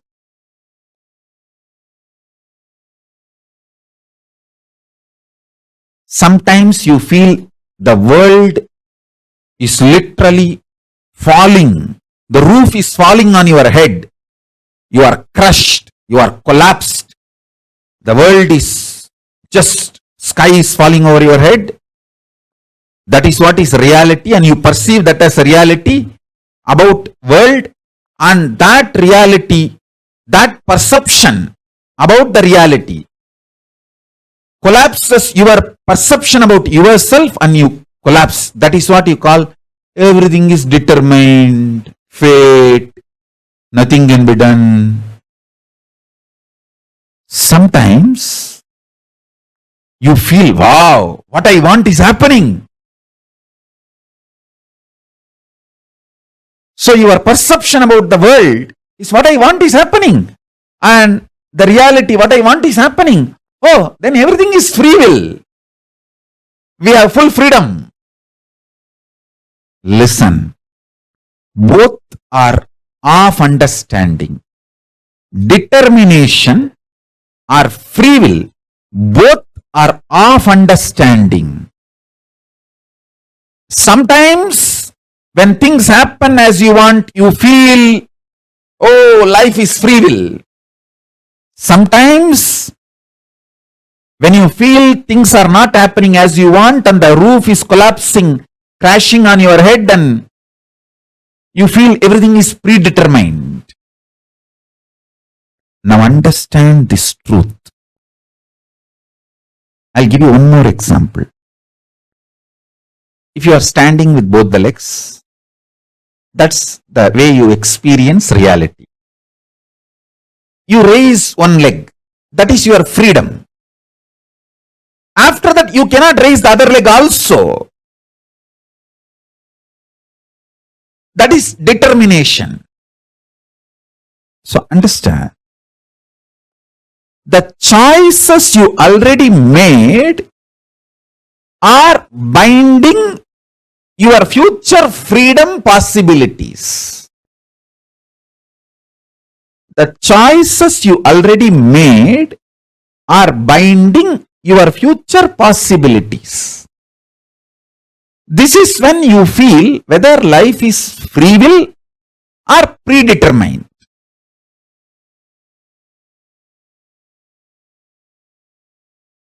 When you perceive the happenings of your life is against your will and collapse inside you the way you perceive the world very negatively and collapse your own identity about you and lose trust on you. When this happens, whether you made earlier some choices or not, you will feel bound. You will feel life is predetermined. There is no free will. Life is unfair, injustice, adharma. It is all just might is right. People who have power, they grab everything. Nothing is right. It's all chaos. There is no order.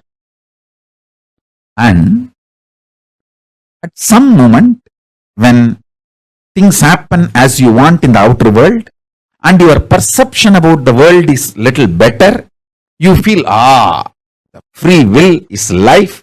There is a possibility. I can recreate, rebuild. Life has some hope. But please understand, both are of truth. Why even the idea of free will is of truth? Because you feel relieved, hope because of outer world happening.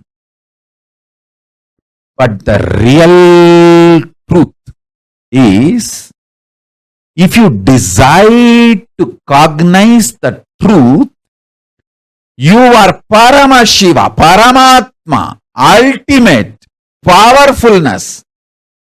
Understand? Whether life is predetermined or free will, the superdeterminism is the truth.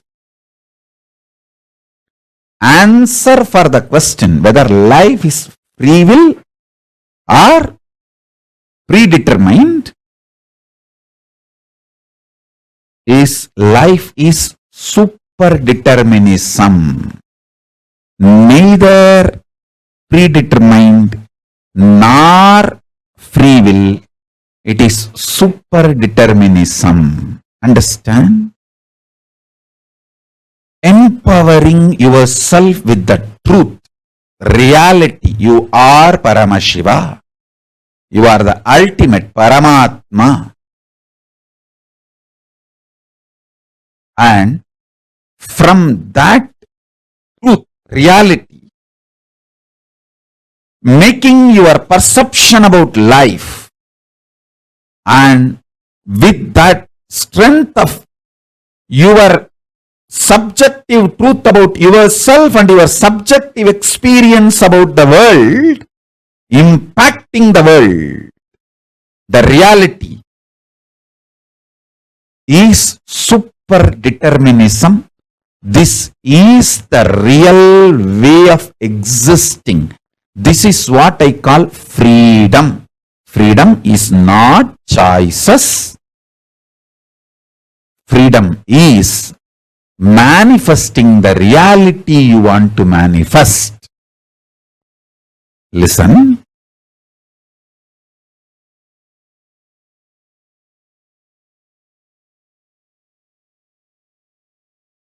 When you subjectively decide to cognize the truth, you are Paramashiva, you will see that super power of coincidence place in your life,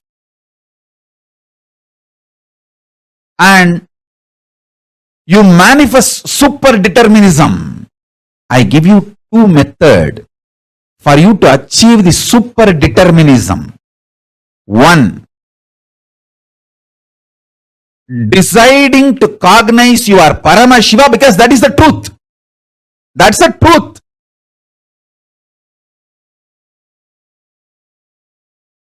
And face your inner space, your perception about life and the life reality itself. With this truth, I am Paramashiva. This is what is having power over now. Life, reality. That's first. Second, always tell everything to your Atmamurti. You can pray, you can cry, you can express your frustration, you can express your joy, you can express your gratitude, you can even fight. Do everything with your Atmalinga and Atmamurti. Everything. Continuously talking to your Atmalinga and Atmamurti will give you the power to manifest what you want. Shakti. And Buddhi to change wherever you need to change. Above all, Bhakti, the romantic existence with cosmos. You will get all three. Constantly talk to Atmalinga and Atmamurti. Listen. Take these two as the method to achieve super-determinism. One,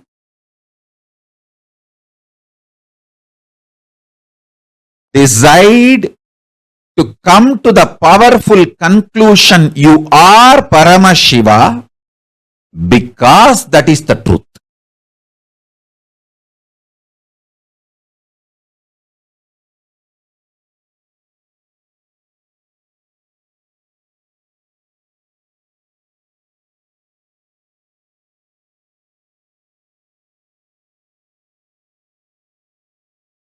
Om Paramashivoham.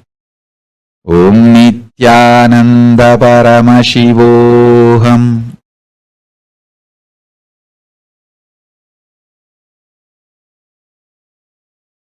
Second, continuously talk to Atmalinga or Atmamurti.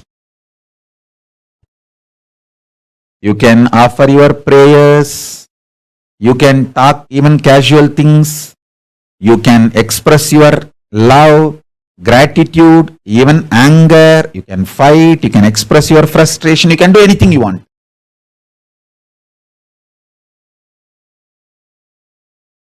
And I commit with you, I will respond to you immediately. I'll give you what you want. Shakti, to manifest your life as you want. Buddhi, intelligence to alter. If at all you need to alter somewhere your wants for your better, complete life.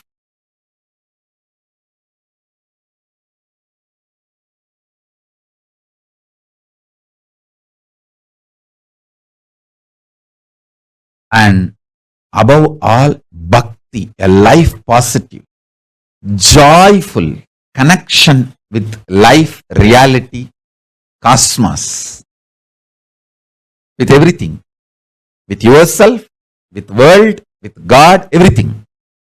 And yukti, method to live enlightenment, and mukti, enlightenment itself.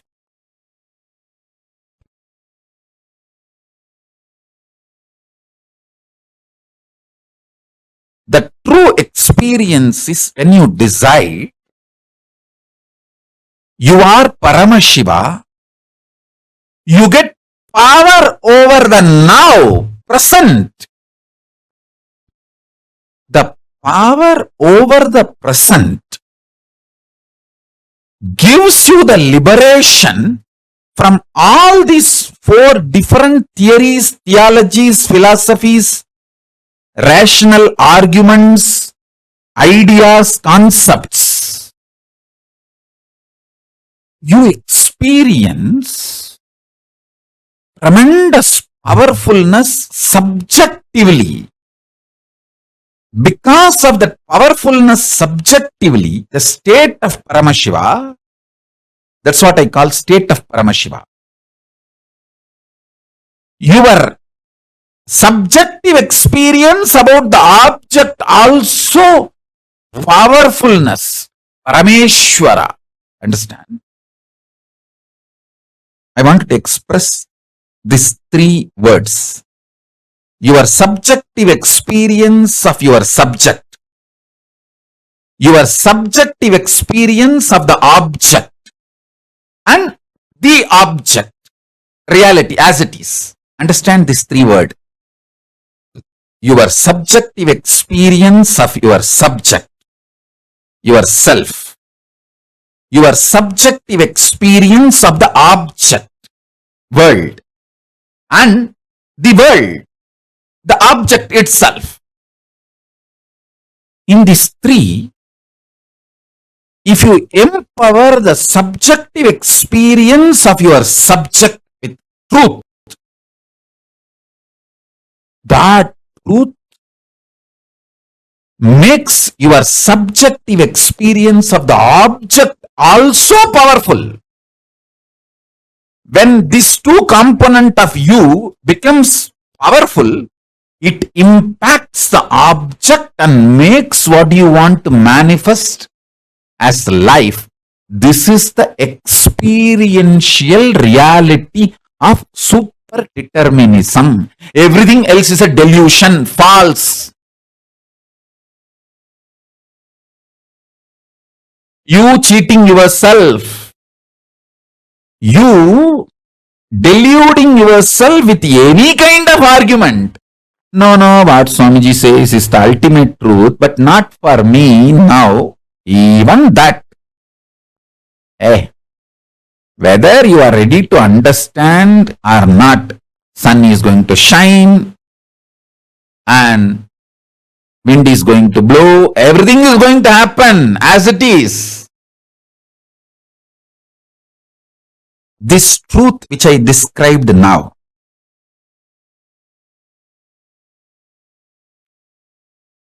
I'll explain the next level. Listen. Super-determinism means empowering your subjective experience about you, your subject, with the truth you are Paramashiva. Paramashivatvamasi. You are Paramashiva.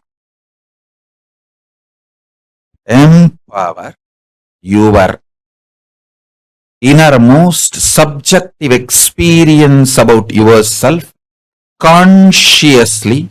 You are Paramashiva because that is the truth. And from that powerfulness, analyzing your subjective experience about the object, world,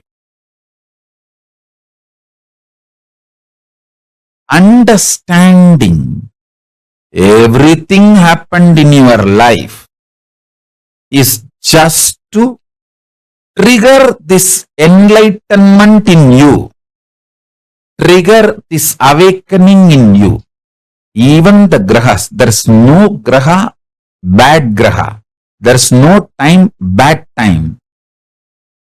Only to remind you about your great truth, the grahas act. When you don't want to be reminded to live the higher reality, then no other way, the grahas has to make you understand. All grahas focus on awakening you. They are all working sincerely for your inner awakening. Understand?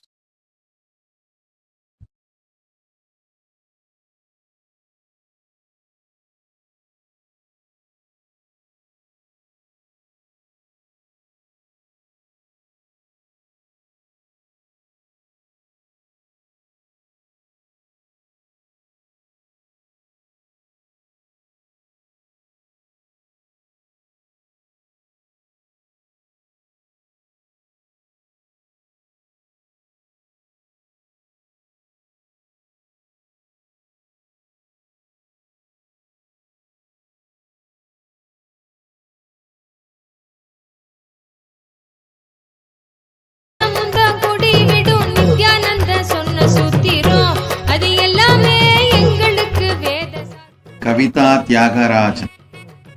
Kavita Tyagarajan, Gayatri Tyagarajan. Blessings. Kavita Tyagarajan, I accept your Pada Puja for the Moola Nakshatra and Purada. Gayatri's horoscope, the Raj matches. So don't worry about Ragu Ketu Dosham. Make him visit Kalahasti. His Rahu Ketu Dosham will be resolved. My blessings. M. Rajkumar is the best. My blessings. Gayatri, I will heal your body and I will take care of you, don't worry. Gayatri, you will get your Australia driver license. Kartika, blessings for you to pass your exams. My blessings for all of you. Kavita, you should know very clearly, Kavita Tyagarajan, I never approve marriages. Be very clear. Marriage is the failed lifestyle. You should know that. But if you decide to marry, between these two, one is best. That's all I can say. But I am not supporting or anyway attesting the marriage lifestyle. That I am making it very clear. Gayatri, to you also, my blessings. I am with you. எண்ணிவிட சேர்ந்திடாம ஓடிடும் தென்றலாக வீசிடும் தேகந்தா சிலிர்த்திடும் சொந்தமாக்க எண்ணிவிட சேர்த்திடாம ஓடிடும் கைகளும் துறக்க அது கனிவுடனே நிறைஞ்சிடும் இதயத்துக்குள்ள இனிதாக வரும் ஆனந்தம் கைகளும்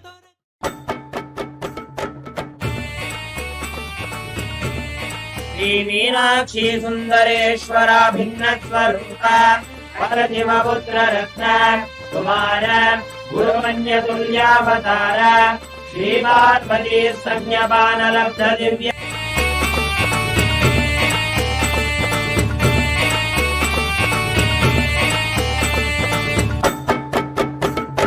गुरुपादमे नित्य गुरुपादमे நம்மை காக்க மண் மீது நடை போடும் திரு கற்பத்தரு நித்ய Gayatri Subramanyam, blessings.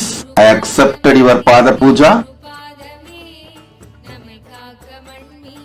I'll heal you completely. I'll heal you from all pains, trauma, everything.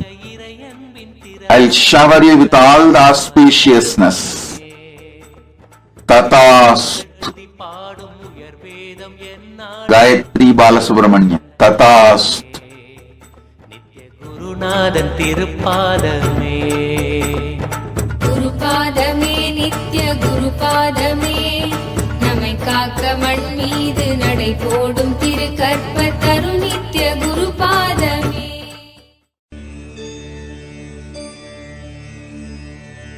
அருமருந்தே அண்ணாமலையோனே ஆனந்த நித்யனே அகையுருள் மாய்ப்பவனே யாடிவா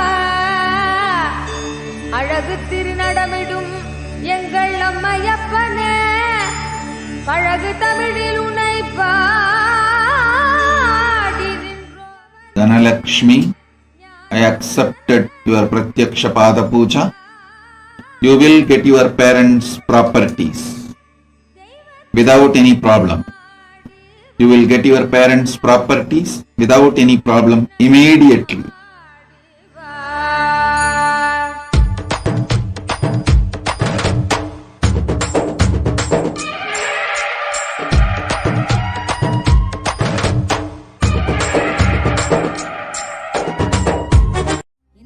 நல்லவா என்னப்ப நல்லவா என் தாயும் அல்லவா என் தாயும் அல்லவா தன்னை உணர்த்திடும் ஞானம் அளித்தவா என்னப்ப நல்லவா என் தாயும் அல்லவா தன்னை உணர்த்திடும் ஞானம் அளித்தவா எண்ணம் எண்ணம் கடந்தவா பொங்கும் அருவியாய் ஆனந்தம் தந்தவா எங்கும் நிறைந்தவா எண்ணம் கடந்தவா பொங்கும் அருவியாய் ஆனந்தம் தந்தவா என்னப்ப நல்லவா என் தாயும் அல்லவா தன்னை Om Hang King Shang you all the 5 boons, blessings. You will have maturity and intensity. I'll give you enlightenment. You will be my Skanda and Ganesha. I accept you as my Skanda and Ganesha. You will experience my love intensely, my blessings for you, your whole family and your cat. Tatast. Vinod Mohan. My blessings. I'll protect you from all these critical problems. Don't worry. Vinod Mohan. I am with you. I'll protect you. I'll give you health, wealth, blessings. Abhilash Jayachandra Tatastu. I give you both the boons you. You will soon see a business reaching to you within next 1 week. Take it. You will manifest wealth. My blessings. You will get best place, everything settled near Kailasa, Ohio, and you will be part of Kailasa, Ohio in a big way. Abhilash Jayachandra. Blessings. Tatastu.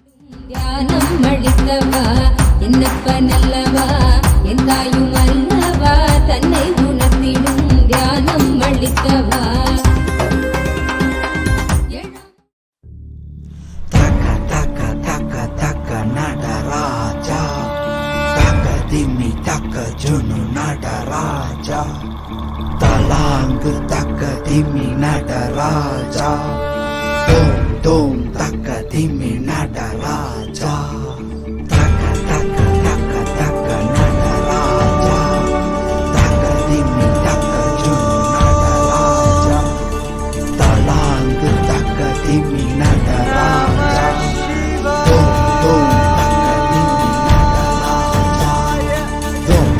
dom takita taka dilita dom takita takita taka dilita takita dom takita taka dilita takita dom takita taka dilita takita takita taka dilita takita takita taka dilita.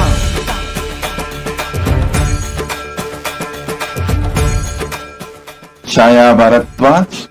Blessings. I am with you.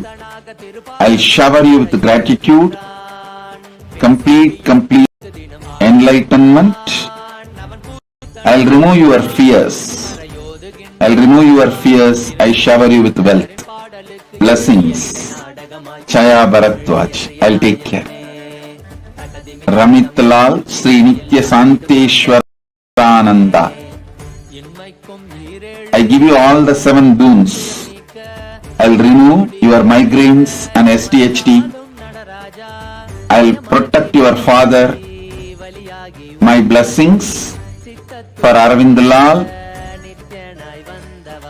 And I'll make sure Dharma is followed in the wealth sharing, real estate dividing. You will have a job, career. You will be showered with wealth. My blessings. I'll protect your spouse, Jennifer Martins, and I'll make sure you become Sarvanya Pitakarta. You will be showered with the punya of Sarvanya Pitakarta. You will be part of Kailasa. Your life will be Satvik.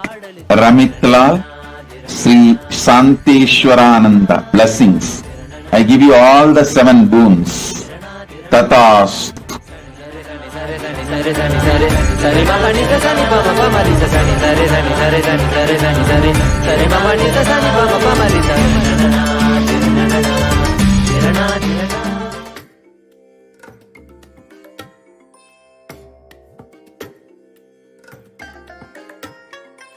I bless you all. Let you all open all your 3 eyes and manifest the powers of Mahasadashiva. Nithyanandam. We welcome all the participants and all the viewers on Kailasa TV to the Pratyakshapada Puja, the choicest offering of the worship at the Divine Lotus feet of the Supreme Pontiff of Hinduism, Bhagavan Nithyananda Paramashivam, our beloved Guru. Today, a few devotees are having the privilege and opportunity to be seated at the divine lotus feet of the Supreme Pontiff of Hinduism, Bhagavan Nithyananda Paramashivam, and offer the Pratyakshapada Puja here today. Before we begin the Pratyakshapada Puja, let us take a few moments to understand the deeper context before we begin the Pratyakshapada Puja. Before we begin, we declare the four theistic declarations. In the modern world, we are not in touch with anything that is metaphysical or spiritual. We are always exposed to what we are told is physical, biological, and this is the nature of the cosmos. But we are not exposed to the invisible yet powerful existence of Paramashiva, or what we call as cosmic energy in our lives. In Hinduism, we celebrate that cosmic energy is real, and we develop the inner sciences like kriyas and rituals for all of us to connect with the cosmic energy. So the first declaration that we'll be making today is to cognize that cosmic energy exists, that there is a power that is invisible and invincible. It is there within everything, and that is the cosmic energy, Paramashiva. That is the first declaration we'll be making, and then following that, we will cognize the second declaration, that that very cosmic energy manifests itself in our lives. Paramashiva himself manifests in our lives as Guru. We are told to believe that as we were, that is what we will manifest. We are what our genetics tell us we are. This is what we understand in the world today. But the higher science of the universe, Hinduism, reveals the truth that beyond our genetics, the whole cosmos can influence our very nature and manifest extraordinary things in our life. And that is what happens when the Guru manifests in our lives. When he comes into our lives, we jump out of our karmic bondages and experience the higher reality of oneness with Paramashiva. Just by his mere darshan or by his grace and blessings in our lives, we experience a space beyond any biology and beyond anything that we understand as genetics. That's why we declare that the Supreme Pontiff of Hinduism as our Guru is the Chinmaya Vigraha, the embodiment and representation of that very cosmic energy. That is an important part of the Hindu rituals, is when we cognize that cosmos itself manifests in our lives to answer for our deep seeking and devotion for the higher truth. And then, amongst all of the work in the universe, what is the purpose? The whole purpose is the Vidya Tattva, to move from where we are towards the higher truth of oneness with everything. And that is why we cognize the third declaration, that whatever we offer in the Pratyakshapada Puja will reach the cosmic source of energy directly. We cognize the cooperation of the whole cosmos, that the Guru happens in our lives to connect us to our higher reality, to prove and to give us the experience that we are Paramashiva, that we are God. And that's the reason why we do the Kriya, because in offering the rituals, we connect with the cosmic energy directly in a deep space of oneness. And that is the third declaration, that through the ritual, the Kriya, whatever we offer will reach the cosmic source of energy directly. Then the final declaration is the truth of oneness, that it is not that everything in the universe is random and displaced and has no connection.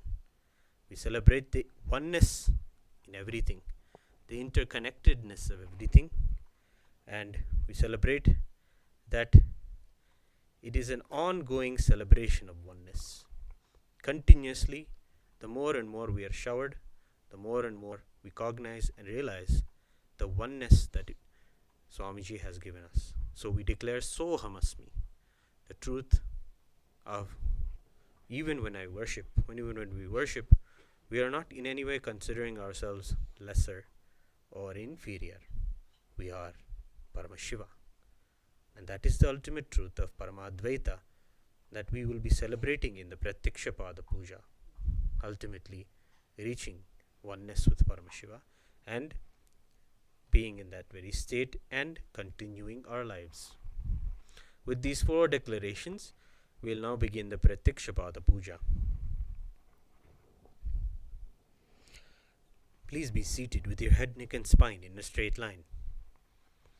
And please be in a space of deep, restful awareness and gratitude in the Ananda Gandha. Inhale and exhale as deeply as possible and as slowly as possible. Remember the Guru in your life.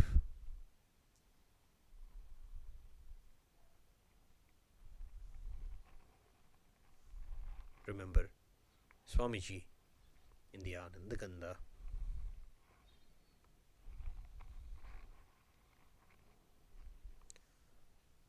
Now please make the following declarations with integrity and authenticity. If you agree to the following statements, please say yes loudly. I authentically cognize, which is internally process, understand, and declare the truth that cosmic energy exists. Yes. I authentically cognize, which is internally process, understand, and declare the truth that the Supreme Pontiff of Hinduism, Bhagavan Nithyananda Paramashivam, is the Chinmaya Vigraha, the embodiment and representation of that very cosmic energy. Yes. I authentically cognize, which is internally process, understand, and declare the truth that whatever I offer at the divine lotus feet of the Supreme Pontiff of Hinduism, Bhagavan Nithyananda Paramashivam, will reach the cosmic source of energy directly. Yes. I authentically cognize, which is internally process, understand, and declare the truth of Sohamasmi, that even when I worship, I am Him. Yes. We'll now begin the Pratyaksha Pada Puja. Please take some flowers in your hands and offer the flowers at Swamiji's divine lotus feet at the end of the mantra. Nithyanandam Paramasukhadam Kevalam Jnanamurtim Dvandvatitam Gagana Sadrusham Tattvamasya Laksham Ekam Nityam Vimalamachalam Sarvadi Sakshi Bhutam Bhavatitam Trigunarahitam Sadgurum Tam Namami. Nithyanandeshwara Paramashiva Samarambham Nithyanandeshwari Paramashiva Shakti Madhyamam Nithyananda Paryantam Vande Guru Paramparam Lalate Tripundri Nidilaghrita Kasturi Tilakaham Spuran Maladhara Spurita Gadika Navasanaha Tadhano Dushtaram Chirashiva Nirajum Shashikalam Pradipa Sarvesham Arunagiri Yogi Vijayate. The next is the Tattvachavanam, the ritualistic cleansing. By performing this Tattvachavanam, we purify and cleanse the 36 tattvas which reside within us. Om Atma Tattvam Shodhayami Swadham. Om Vidyatattvam Shodhayami Swadham. Om Shivatattvam Shodhayami Swadham.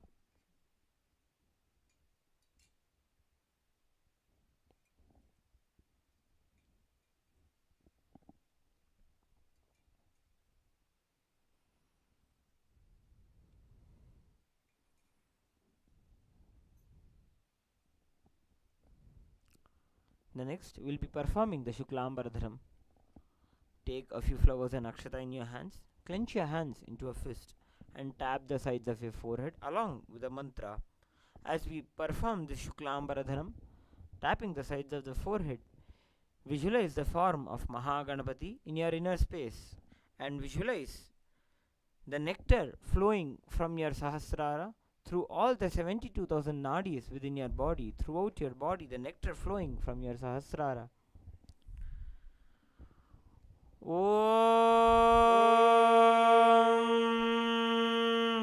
Shuklambaradharam Vishnum Shashivarnam Chaturbhujam Prasanna Dhyayet Sarva Vignopashantaye. The next will be performing the pranayama. Now, using your right hand, ring finger and little finger, close your left nostril. Through your right nostril, inhale deeply. Close your right nostril and hold your breath and exhale by opening your left nostril. We'll be performing this pranayama along with the chanting of the Samhita mantras. Om Hum Ishanamurdhaya Namo Him Tattvakshaktaraaya Namo Hum Agora Hridaya Namo Him Vamdegukhya Namo Hum Satyajata Namo Mahamridaya Namo Him Shirse Namo Hum Shikaya Namo Him Kauchaya Namo Hum Netrebhyo Namo Hastraya Namaha. Om Hum Ishanamurdhaya Namo Him Tattvakshaktaraaya Namo Hum Agora Hridaya Namo Him Vamdegukhya Namo Hum Satyajata Namo Mahamridaya Namo Him Shirse Namo Hum Shikaya Namo Him Kauchaya Namo Hum Netrebhyo Namo Hastraya Namaha. Om Hum Ishanamurdhaya Namo Him Tattvakshaktaraaya Namo Hum Agora Hridaya Namo Him Vamdegukhya Namo Hum Satyajata Namo Hum Hridaya Namo Him Shirse Namo Hum Shikaya Namo Him Kauchaya Namo Hum Netrebhyo Namaha. Om Haha Astraya Namaha. The next will be performing the Sankalpa, creating a conscious resolution for this ritual of Pratyaksha Pada Puja. We request all the participants to sit with your head, neck and spine in a straight line. Deeply visualize the reality that you want to manifest through the ritual of Pratyaksha Pada Puja. By the end of the Sankalpa, with all our devotion and love towards our beloved Bhagavan, we will offer our prayer. We will offer our Sankalpa from the space of Sohamasmi, from the space of Paramashivoham, declaring Mama Sankalpam Shiva Sankalpamastu, that our declaration is Paramashiva's declaration. With the strong, powerful space of Sohamasmi, we will offer the prayer to our beloved Bhagavan, requesting him to act as a catalyst for manifesting our realities. Now clasp your hands and place it on your right thigh as we chant the Sankalpa mantra. Om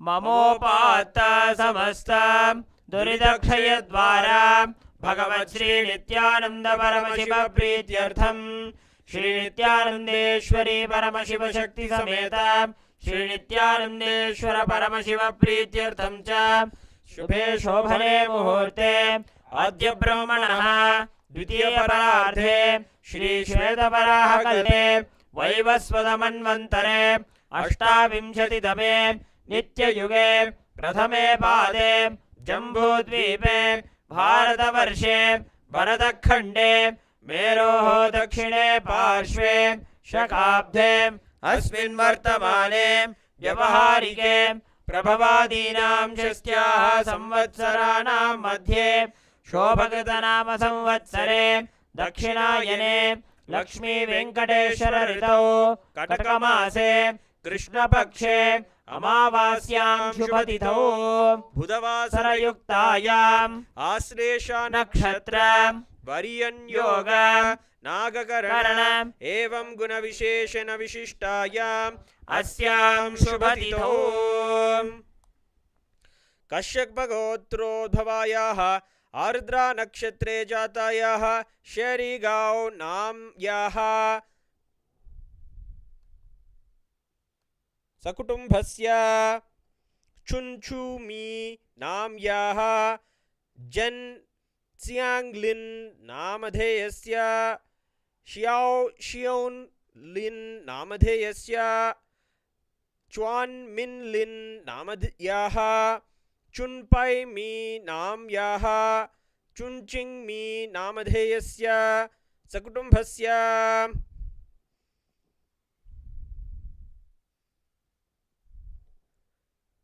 Rohini नक्षत्रे वृषभराशो जातस्य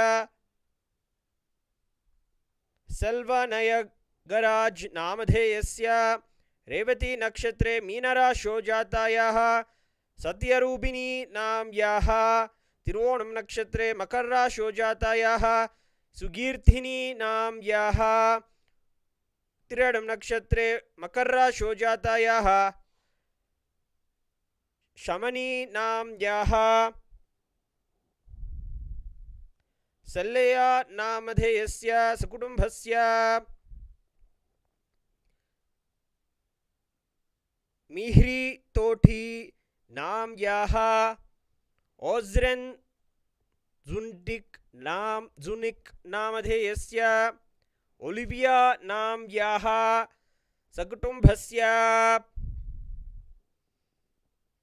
सकुटुम्बस्य च श्री कैलासोन्नत द्वादशांत श्यामला पीठारूढ़ श्री मीनाक्षी सुंदरेश्वरा भिन्न स्वरूप परशिव पुत्र रत्न कुमार गुरुमण्यतुल्य अवतार श्री पार्वती स्तन्यपान लब्ध दिव्य ज्ञान विश्रुत सकल निगमागम सारभूत द्राविड वेद प्रवक्त्रे श्रीमत् परमशिव करुणा समधिगत मुक्तामय चतुरश्रयाण गीयमान छत्र चामर श्री चिन्ह काहलादि समस्त बिरदावल्यलंकृत ज्ञान विज्ञान चक्रवर्ती सर्वजन संग सद्यो निर्वाण दीक्षाव्ययापवर्ग वर्ष विश्राण जीमूत परमद कलभकेसरी शैव सिद्धांत स्थापनाचार्य श्री राजाधिराज पांड्य महाराज गुरु क्षपन शाक्यादि महांधकार निवारण ज्ञान भानु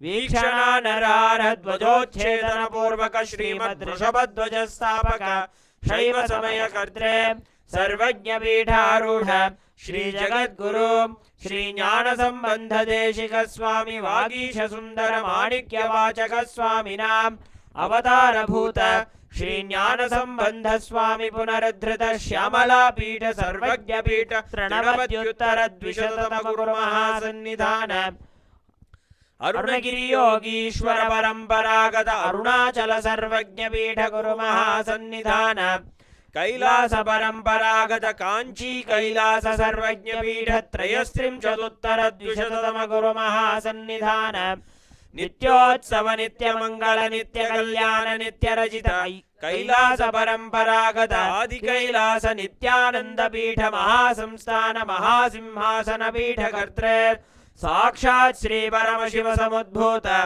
कैलास परंपरागत वैवस्वत मनु इक्ष्वाकु हरिश्चंद्र भगीरथ श्रीरामचंद्र शूरसेन इत्याद्यनवच्छिन्न सार्वभौम चक्रवर्ती परंपरागत चतुष्षष्टि योगिनी मंडित चतुष्षष्टि संप्रदाय प्रवर्तक मनुधर्म शासन सूर्यवंश प्राप्त सर्वज्ञ पीठ सुरांगी साम्राज्य मूर्धाभिषिक्त चूड़ामणि साक्षात् श्री परमशिव समुद्भूत कपिल महागुरु पुनरुद्धृत महानिर्वाणि पीठ अष्टोत्तर सहस्र श्री महामंडलेश्वर साक्षात् श्री परमशिव समुद्भूत श्री महागणपति समारंभ अनवच्छिन्न पीठाधीश्वर गुरु परंपरा प्राप्त अटल पीठ अष्टोत्तर सहस्र श्री अटल पीठाधीश्वर धर्म मुक्ति स्वर्गपुर स्वर्ण पीठ त्रयोविंश गुरु महासन्निधान कैलास परंपरागत आदिपीठ सर्वज्ञ पीठ जगद्गुरु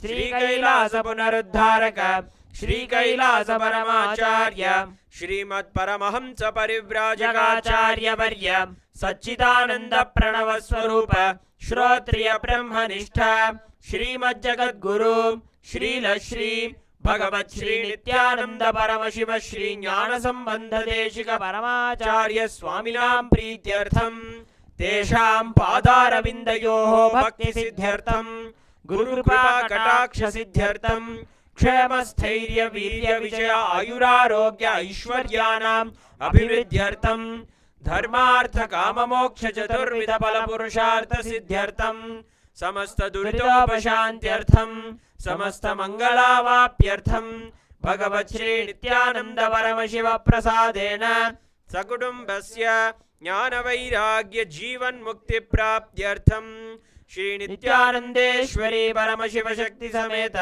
श्री नित्यानंदेश्वर परमशिव अवतार भूत श्री सर्वदेव देवी स्वरूप भगवत् श्री नित्यानंद परमशिव प्रत्यक्ष पाद पूजां करिष्ये।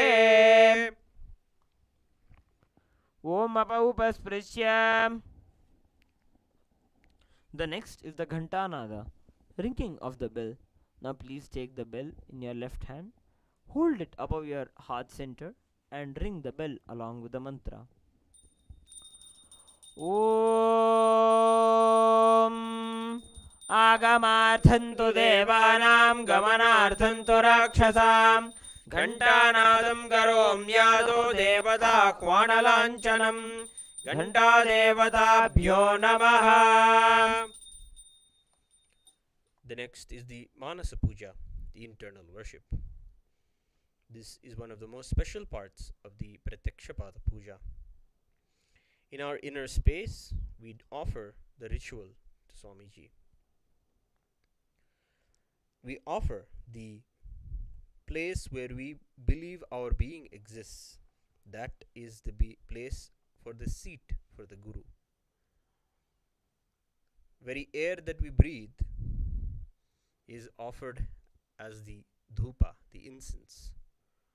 All of the good thoughts, the auspicious and powerful cognitions given by Swamiji, all of those are the Syad Sudham Buddhihi, the food. To my master, who is the very cosmos, we offer the whole space as the clothing. The Anahata Dhvani, the unstruck perennial sound, is offered as the bell. The Sahasrara, the 1,000-petal lotus on the top of our heads, is offered as the umbrella for his shade. The Shabdhatattva, the principle of sound, is offered as the music. All the actions of the senses are offered as the dance for Swamiji. The 7 chakras along the Shushumna Nadi are all offered like a garland of beautiful lotus flowers. The different kinds of flowers of the beautiful qualities that have been given to us by Swamiji. Freedom, then the freedom from desires, the freedom from arrogance and ignorance, and the freedom from deceit and hatred. All of these are also offered as beautiful flowers to Swamiji.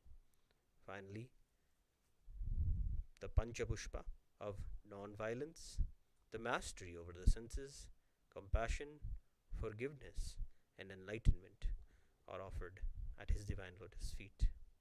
In this way, we impart every aspect of our consciousness, every aspect of our being, and accommodate Swamiji, who is already there inside of us. Please sit straight, close your eyes, and visualize Swamiji in your inner space and offer the Manasa Puja. Please take a flower in your hands and hold your hands in the Kurma Mudra. Offer the flowers at Swamiji's divine lotus feet at the end of the mantra.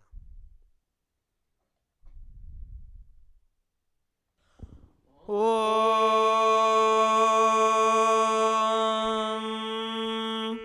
Hridpadmasanam dadyat Sahasrarachyutamritaihi Padyam Charanayor dadyat Manastu Arghyam Nivedayet Tena Amritena Achamaniyam Snaniyam Tena Jasmritam Akashatattvam Vastram Syat Gandhasyat Gandhatatvakam Chittam Prakalpayet Pushpam Dhupam Pranan Prakalpayet Tejastatvam Cha Deepartham Naivedyam Syat Sudham Buddhihi Anahatadvanir Ghanta वायुतत्त्वं च चामरं सहस्रारं भवेत् छत्रं शब्दतत्त्वं च गीतकं नृत्यमिन्द्रियकर्माणि चाञ्चल्यं मनसस्तथा सुमेखलां पद्ममालां पुष्पं नानाविधं तथा अमायाद्यैर्भावपुष्पैः अर्चयेद्भावगोचरम् अमायम् अनहङ्कारम् अरागम् अमदं तथा अमोहकम् अदम्बं च अद्वेषाक्षोभकौ तथा अमात्सर्यम् अलोभं च दशपुष्पं विदुर्बुधाः अहिंसा परमं पुष्पं पुष्पमिन्द्रियनिग्रहः दया पुष्पं क्षमा पुष्पं ज्ञानपुष्पं च पञ्चमम् इति पञ्चदशैर्भावपुष्पैः सम्पूजयेत् भगवन्तं श्रीनित्यानन्द परमशिवम्.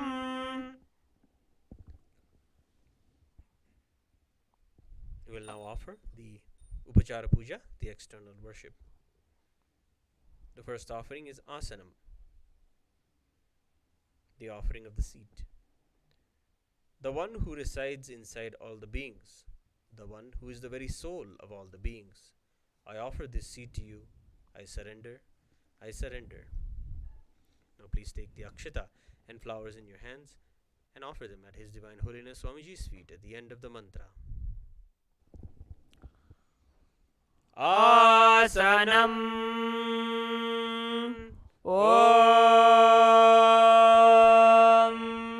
सर्वभूतान्तरस्थाय सर्वभूतान्तरात्मने कल्पयाम्युपवेशार्थम् आसनं ते नमो नमः.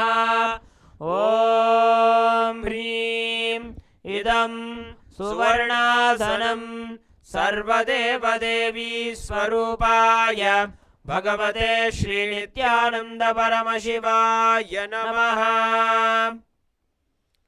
The next offering is Swagatam, the offering of welcoming.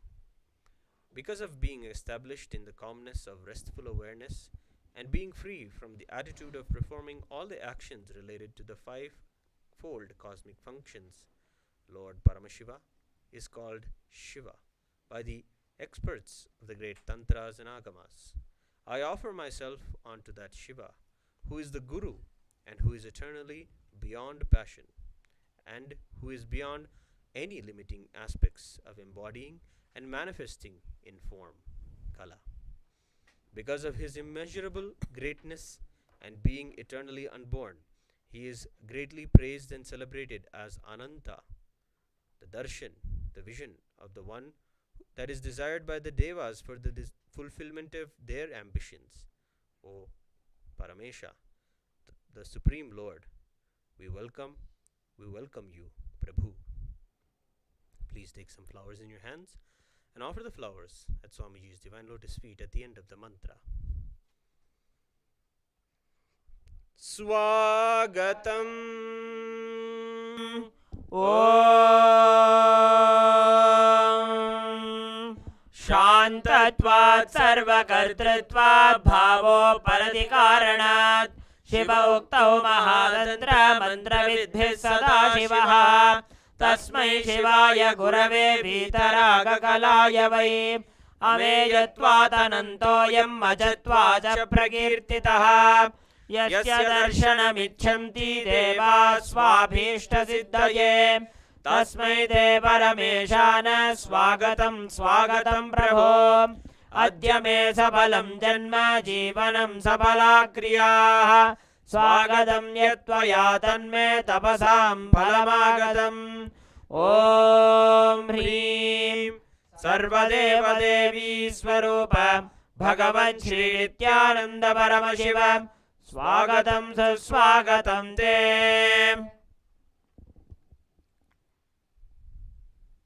The next offering is Padyam, the offering of water for washing the feet. I offer Padyam, that is the water for washing the feet of Paramashiva, the Supreme Divinity, the very devotion to whom brings the ultimate bliss. Now please take the Padyam water in your hands and offer it at His Divine Holiness Swamiji's feet at the end of the mantra. पाद्यम् Om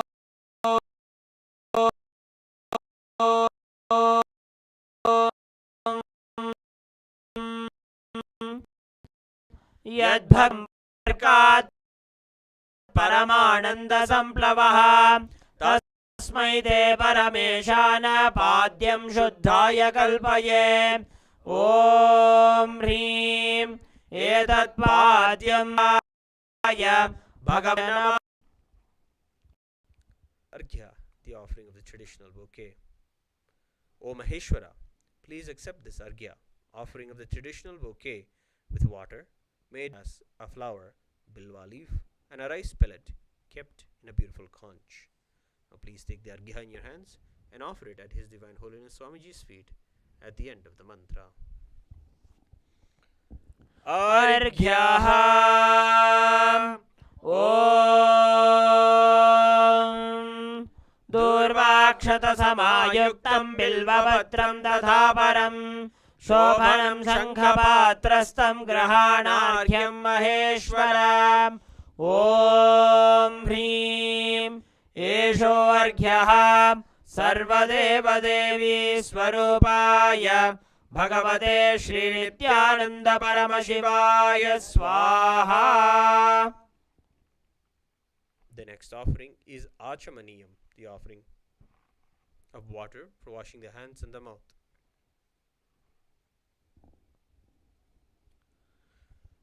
Please accept this auspicious Ganga water, which dissolves all incompletions, as an offering of Achamaniya, the water for mouthwash, as I offer unto you with the devotion.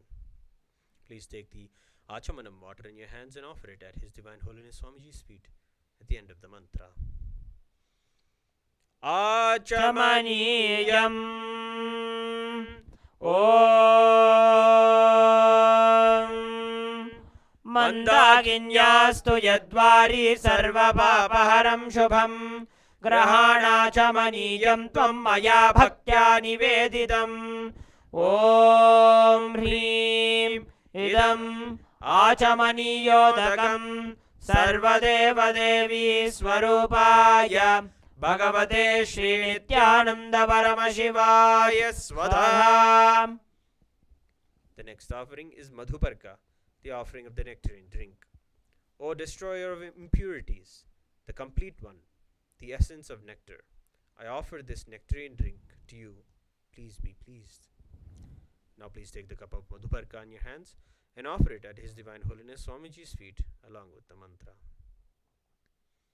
Madhuparkaha Om Sarvakalmashanashaya Paripurna Shudhatmakam Madhuparkamimam Deva Kalpayaya Swadha.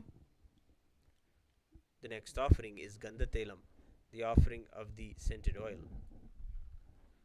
Please accept this scented oil, O benefactor of all the worlds. You are the purest among all the worlds. I offer to you the most sacred scented oil. Please take the Gandhatelam in your hands and offer it at His Divine Holiness Swamiji's feet at the end of the mantra. Gandhatailam Om Sneham Grahana Snehena Lokanam Hitakarakam Sarvalokeshu Shuddhastvam Dadami Snehamuttamam. Om Hrim Idam Gandhatailam Sarvadeva Devi Swarupaya Bhagavate Shri Nityananda Paramashivaya Nivedayami. The next offering is Snaniyam, the offering of the sacred bath. Please accept this pleasantly cool, pure, clear, and appealing water for your sacred bath, offered by me with devotion to you. Please take the Snaniyam water in your hands and offer it at His Divine Holiness Swamiji's feet at the end of the mantra, and please ring the bell as you do so. Snaniyam Om Idam Sushidalam Vari Swachham Shuddham Manoharam Snanartham Te Maya Bhaktya Kalpitam Pratigrihyataam. ॐ ह्रीं इदं स्नानीयोदकं सर्वदेवदेवी स्वरूपाय भगवते श्रीनित्यानन्द परमशिवाय निवेदयामि.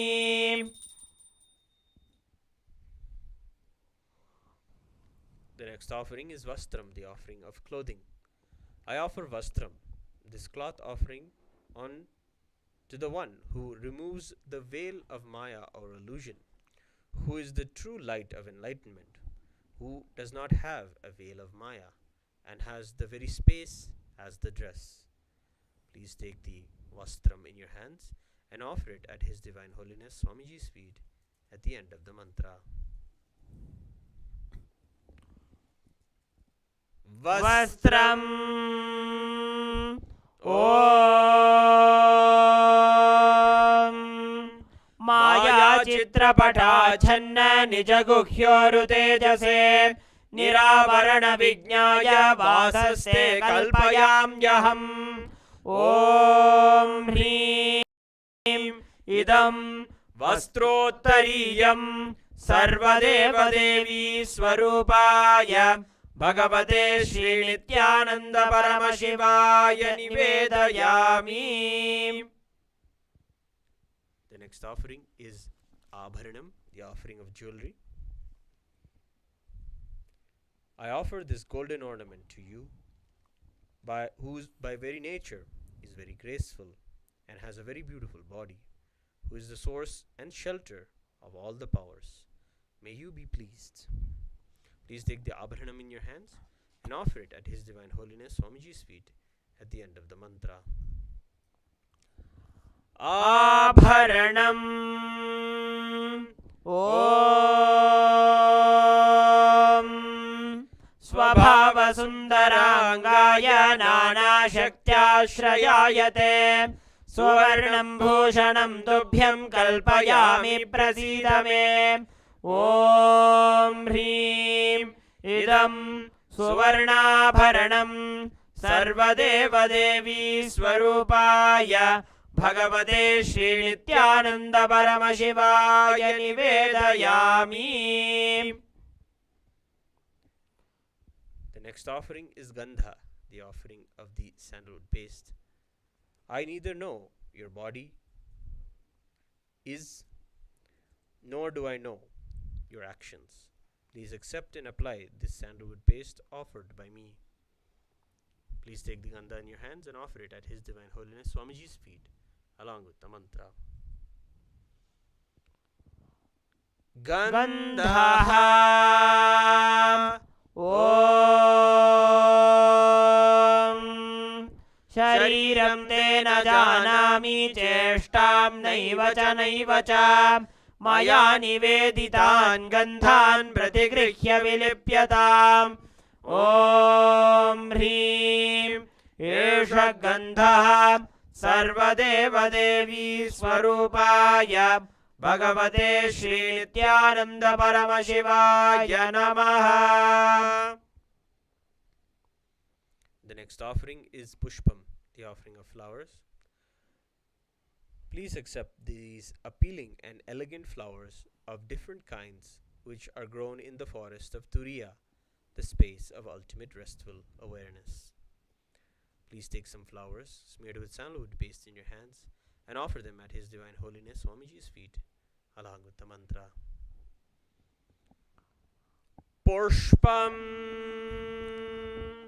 ॐ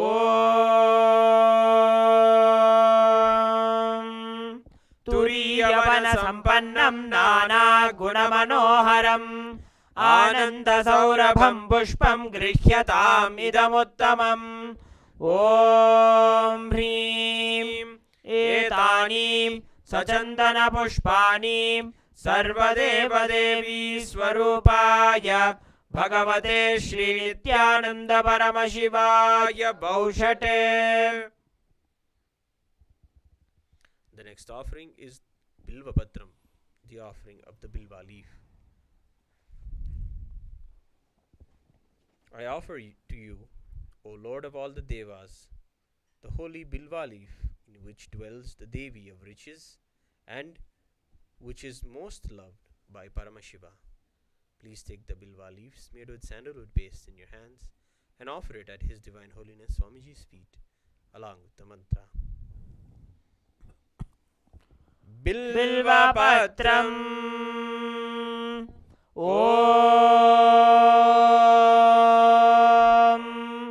Amritodbhavam Sri Vriksham Shankarasya Sada Priyam Bilvapatram Prayachami Pavitram Te Sureshwara Om Hrim Etanim Sajandana Bilvapatranim Sarvadeva Devi Swarupaya Bhagavate Shri Nithyananda Paramashivaya Bhavati. The next offering is the Tulsi Patram, the offering of the Tulsi leaf. Let this offering of the Tulsi leaf be unto the Supreme Soul, who has unlimited forms and who is the bestower of all the boons. Please take the Tulsi leaves made with sandalwood paste in your hands and offer it at His Divine Holiness Swamiji's feet at the end of the mantra. Tulasi Patram Om Namaste Bahurupaya Varadamurtaye Paramātma S Om Hrim Idam Sajandana Tulasi Patram Sarvadeva Devi Swarupaya Bhagavate Shri Nithyananda Paramashivaya Namaha. The next offering is Dhupa, the offering of lit incense. This incense smoke is made of sacred herbs of intoxicating fragrance. Please accept this incense smoke, fit to be inhaled by all the devas. Now please take the lit incense in your hands and slowly wave towards His Divine Holiness Swamiji along with the mantra. Please ring the bell as you do so. Dhupaham Om Vanaspatiraso Divyo Gandhadyassu Manoharah Agreyas Sarvadevanam Dhupoyam Pratigrihyataam Om Hrim Esha Dhupaham Sarvadeva Devi Swarupaya Bhagavate Shri Nithyananda Paramashivaya Namaha.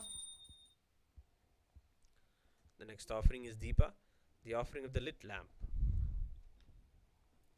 Please accept this light of inner and outer worlds, which is very bright and removes the darkness from everywhere.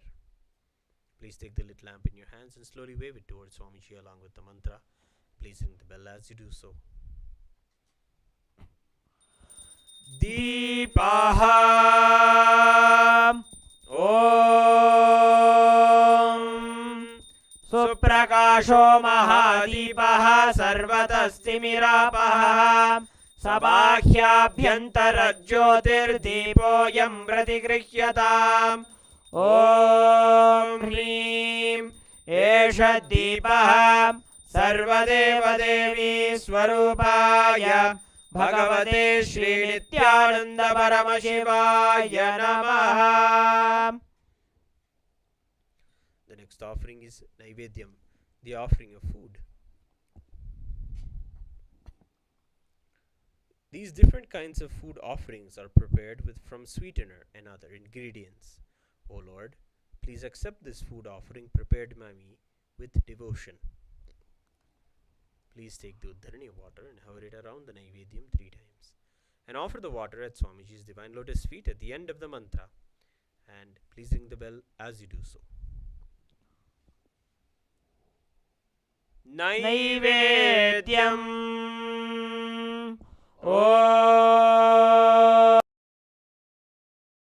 Om Naivedyam Vividham Deva Sharkaradi Vinirmidam Maya Niveditam Bhaktya Grahana Parameshwara Om Hrim Idam Shopakarana Naivedyam सर्वदेवदेवी स्वरूपाय भगवते श्री नित्यानंद परमशिवाय निवेदयामि. The next offering is Paniyam, the offering of drinking water. O Supreme Divinity, the Lord of all Devas, the one who bestows complete fulfillment upon us, please accept this water full of complete non-stop bliss. Now please take the Paniyam water in your hands and offer it at His Divine Holiness Swamiji's feet at the end of the mantra. Paniyam. Om समस्तदेवदेवेशा सर्वतृप्तिकरं परम् अखण्डानन्दसम्पूर्णं ग्रहाणजलमुत्तमम्. ॐ ह्रीं इदं पानार्थोदकं सर्वदेवदेवी स्वरूपाय भगवते श्रीनित्यानन्द परमशिवाय नमः.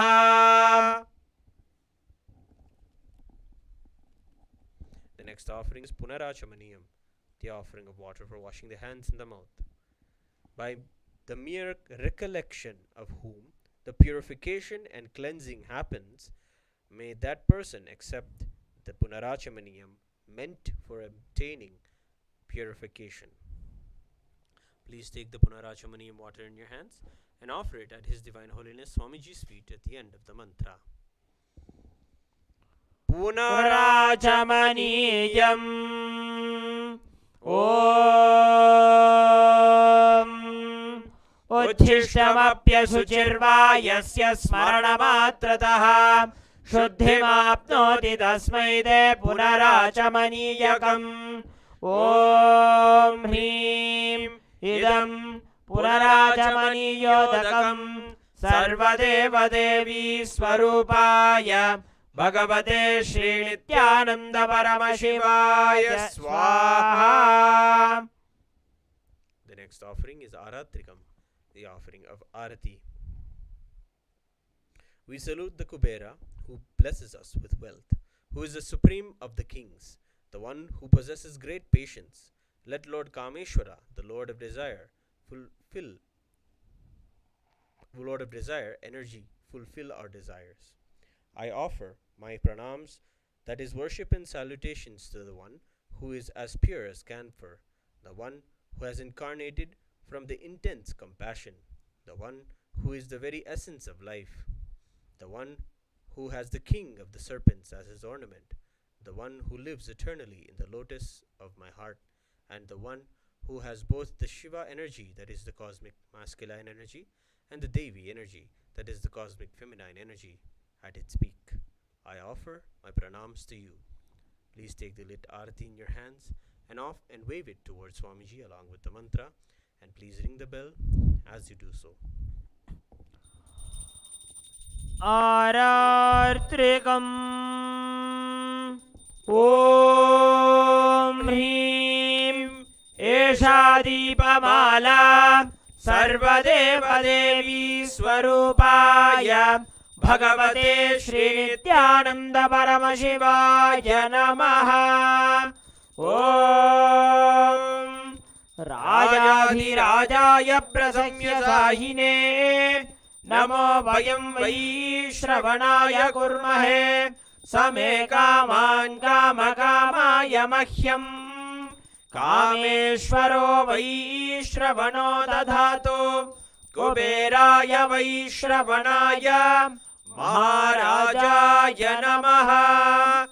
कर्पूरगौरं करुणावतारं संसारसारं भुजगेन्द्रहारं सदा वसन्तं हृदयारविन्दे भवं भवानी सहितं नमामि.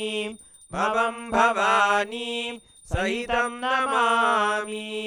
भवं भवानी सहितं Namami.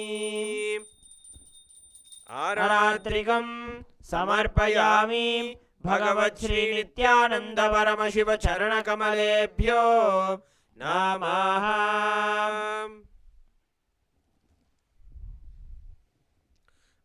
offer the Pushpanjalim, the final offering in the Pratyakshapada Puja. The Guru is the Brahma, who is the source of creation of the universe, Vishnu, who is the source of sustenance of the universe, and Shiva, who is the source of rejuvenation of the universe. Guru is all the three put together in the single form. I surrender to that Guru. I surrender to the Guru who is omnipresent and also has given me a glimpse of his experience. I surrender to the Guru who has, with the brush of wisdom, opened my eyes blinded by ignorance. I surrender to the Guru who, by giving the knowledge about the self, has burnt my karmic baggages of so much births. I surrender to the Guru who is the Lord of the cosmos, who is the Guru of the cosmos. My soul is the same soul which is in all the beings.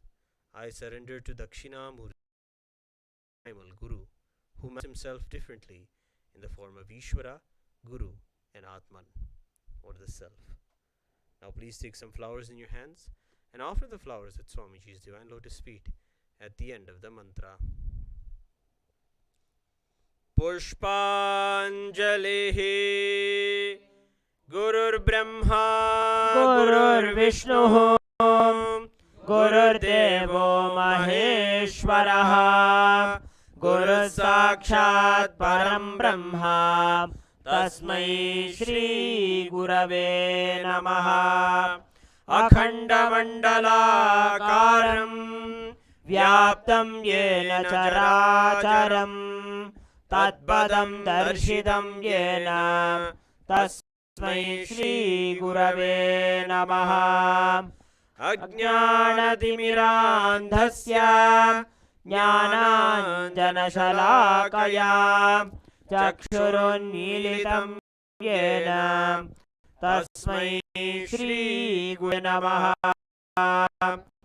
Aneka Janma Samprapta Karma Bandha Vidahine Atmajnana Pradhanena Tasmai Shri Namaha Mannadha Sadho Madguru Sri Jagadguru Mamatma Sarvabhutatma Tasmai Shri Gurave Namaha Ishvaro Gururatneti Murti Bheda Vibhagine Vyomavadvyapta Dehaya Dakshinamurtaye Namaha Nithyanandam Paramasukadam Kevalam Jnanamurtim Dvandvatitam Gagana Sadrisham Tattvamasyadilaksham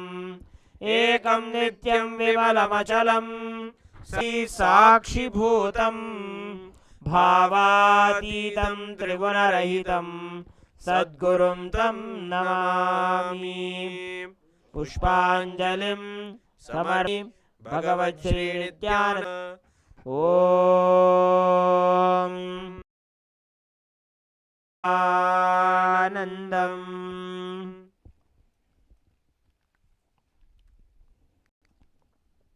We'll now chant the Sankalpa of those who are offered the Guru Dakshina. Mamopadda samasta duridakshe dvara Bhagavat Shri Nithyananda Paramashiva Pridyartham Adhya Purvokta Evam Guna Viseshena Visishtayam Asyam Shubhadito Kashyapa Gotrodbhavayaha Sharmi Patel Nitya Vamadevananda Namyaha Girish Patel Namadhesya Damian Bhai Patel Namadhesya Nupur Ben Patel Namyaha Kaya Patel Namyaha Rhea Patel Namyaha Jason Bhai Patel Namadhesya Julie Ben Patel Namyaha Jay Patel Namyaha Devin Patel Namadhesya Sakutumbhasya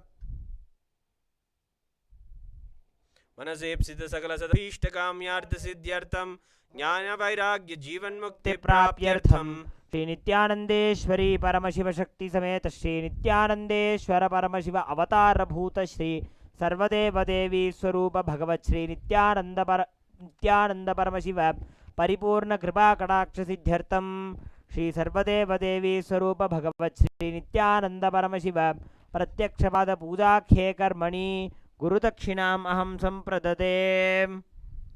हरिः ओम तत्सत्। सर्वं भगवत् श्री नित्यानंद परमशिव पादुकार्पणमस्तु। ओम Nityanandam. Thank you for joining the Pratiksha Pada Puja today.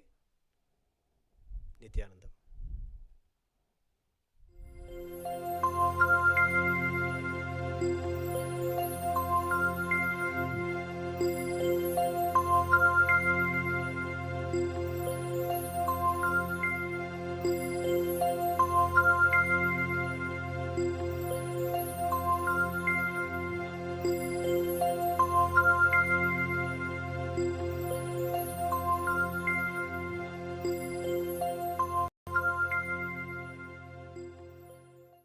Nityanand अनंत शयना अनंत रूपा मम गुरुनाथ। नित्यानंद अनंत शयना अनंत रूपा मम गुरुनाथ। नित्यानंद अनंत शयना अनंत रूपा मम गुरुनाथ। नित्यानंद अनंत शयना अनंत रूपा मम गुरुनाथ। प्रणव स्वरूपा नित्य नारायण। प्रणव स्वरूपा नित्य नारायण। प्रणव स्वरूपा नित्य नारायण। प्रणव स्वरूपा नित्य नारायण। प्रणव स्वरूपा नित्य नारायण। प्रणव स्वरूपा नित्य नारायण। कमल मनोहरा नित्यानंद। कमल मनोहरा नित्यानंद। कमल मनोहरा नित्यानंद। नित्यानंद आनंद शयना मम गुरुनाथ। आनंद शयना मम गुरुनाथ। आनंद शयना मम गुरुनाथ।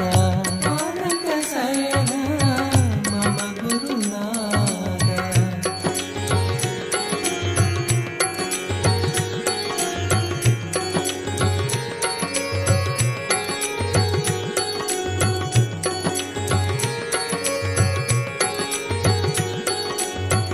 नित्यानंद अनंत शयना अनंत रूपा मम गुरुनाथ। नित्यानंद अनंत शयना अनंत रूपा मम गुरुनाथ। नित्यानंद अनंत शयना अनंत रूपा मम गुरुनाथ। नित्यानंद अनंत शयना अनंत रूपा मम गुरुनाथ। प्रणव स्वरूपा नित्य नारायण। प्रणव स्वरूपा नित्य नारायण। प्रणव स्वरूपा नित्य नारायण। प्रणव स्वरूपा नित्य नारायण। कमल मनोहरा नित्यानंद।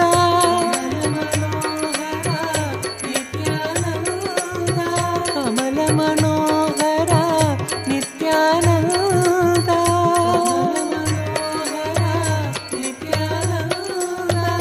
आनंद शयना मम गुरुनाथ। आनंद शयना मम गुरुनाथ। आनंद शयना मम गुरुनाथ। आनंद शयना नित्यानंद। नित्य నిత్యానంద ఆనంత శయన ఆనంత రూప మమ గురునాథ నిత్యానంద ఆనంత శయన ఆనంత రూప మమ గురునాథ నిత్యానంద ఆనంత శయన ఆనంత రూప మమ గురునాథ నిత్యానంద ఆనంత శయన ఆనంత రూప మమ Gurunatha.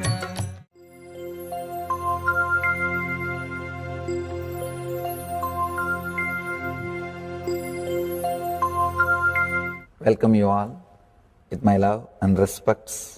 Before entering into the sutras, I want all of you to just sit for a few seconds. Sit straight and just prepare yourself. Because this understanding about which I am going to talk gave me the courage to leave the home. Today's subject is Maya. Actually,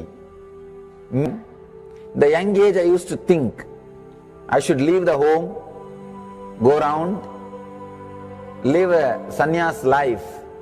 Suddenly, one day, when I was reading one of the Shankara's work on this Maya, somehow the concept clicked. The word Maya cannot be translated into English. Thinking the lesser reality as the higher reality is what we call Maya. What you are seeing, you can't say this is illusion. No, this is not ultimate. Your understanding this is ultimate is illusion. The moment the click happened, I was ready not only to leave the house, decided to live like a Shankara. In the Vedic tradition, anybody wants to become enlightened has to leave their home. They have to become homeless. It is a basic condition for enlightenment. You can't be in your hometown. You have to start wandering, studying, because to enter into the ultimate truth, you need to have the courage to go behind wherever it leads.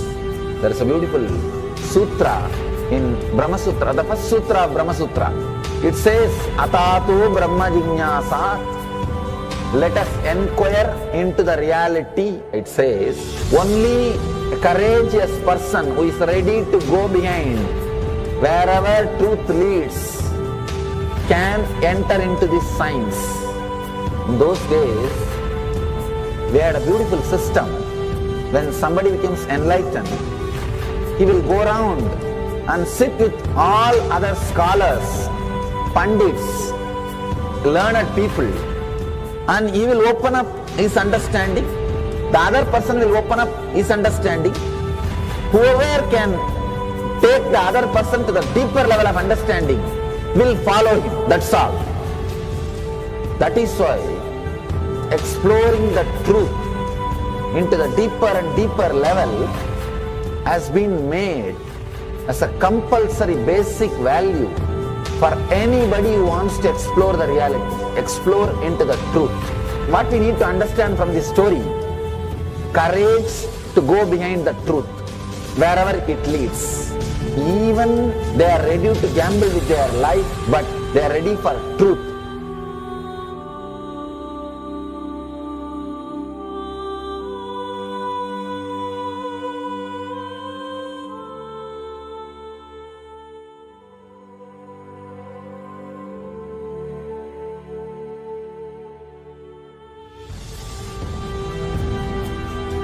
If you accept or start working on the reality, whatever you see can be Maya. It feels as if the ground on which you are standing is opening or giving way, is taken away. It needs courage. It may suddenly open a new door to you. You must be able to go into the door, only then you can see the next door. Because I am trying to reproduce the same understanding and experience which happened in me. Understand? When I understood that Maya, the concept of Maya, it gave me so much of joy and courage to do anything. I decided I will live like a Shankara. There is every possibility you will catch the glimpse. I am not telling you will run away from a home. You will have the same energy and excitement and liberation when you realize this truth. If this one concept Maya is understood logically by you, no suffering can make low curve in you. Nobody can exploit you easily. If you can just open that courage, this understanding can open new doors for you. If you understand this clearly, you will have the courage. If you have little courage, you will have understanding. It's like a circle. Who will start first? I represent Kailasa nation led by Supreme Pontiff of Hinduism, Sri Nithyananda Paramashivam, which speaks on behalf of 2 billion Hindus around the world who do not have a voice representing them in these international forums.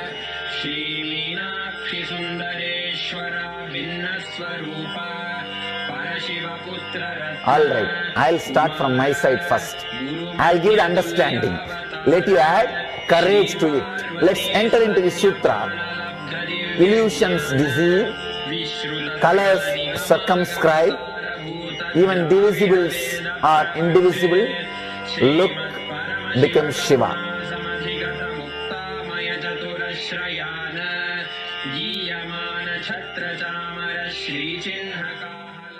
Welcome you all with my love and respects. Before entering into the sutras, I want all of you to just sit for a few seconds. Sit straight and just prepare yourself.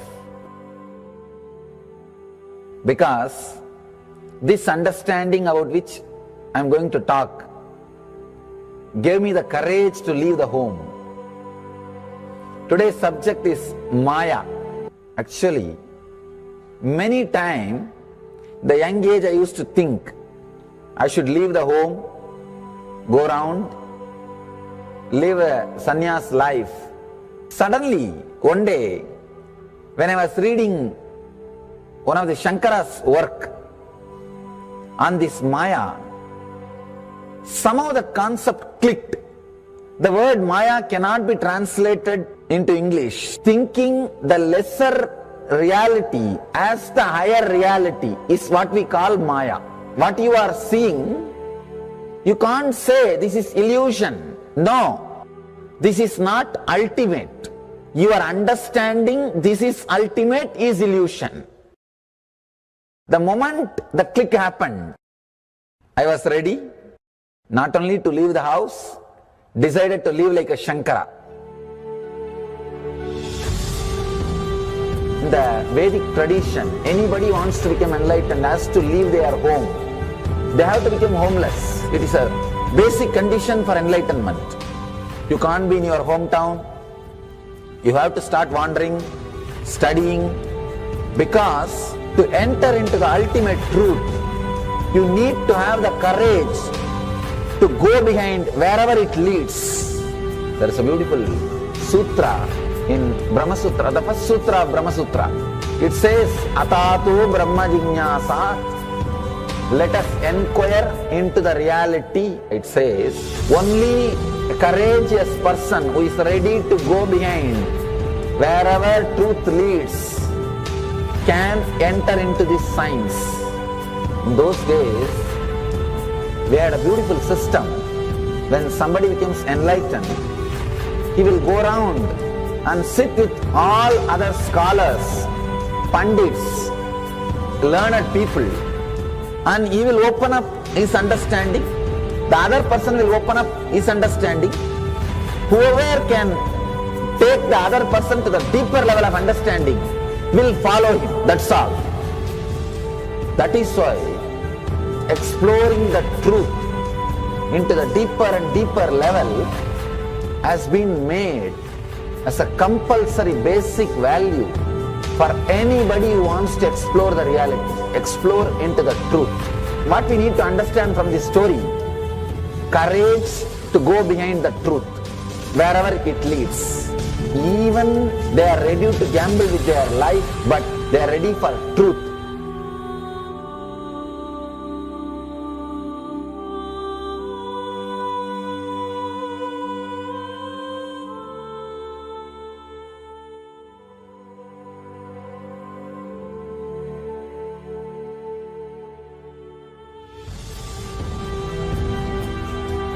If you accept or start working on the reality, whatever you see can be Maya, it feels as if the ground on which you are standing is opening or giving way, is taken away.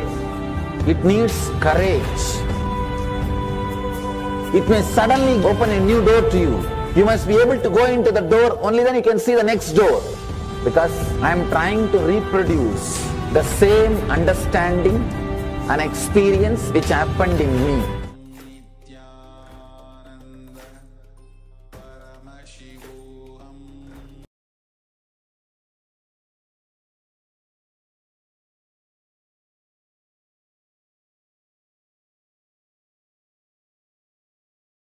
Nithyanandam Paramasukadam Kevalam Jnanamurtim Dvandvatitam Gagana Sadrusham Tattvamasya Ekam Nityam Vimalamachalam Sarvadhi Sakshibhutam Bhavatitam Trigunarahitam Sadgurum Tam Namami. Nithyananda, in a few moments from now, we are going to be receiving the Supreme Pontiff of Hinduism, Bhagavan Nithyananda Paramashivam, in the Gangadhara Murti Darshan, where he will grace us in one of the most powerful forms of Paramashiva, who captured the powerful river of Ganga within his jatas and released the Ganga for all of us on the planet Earth.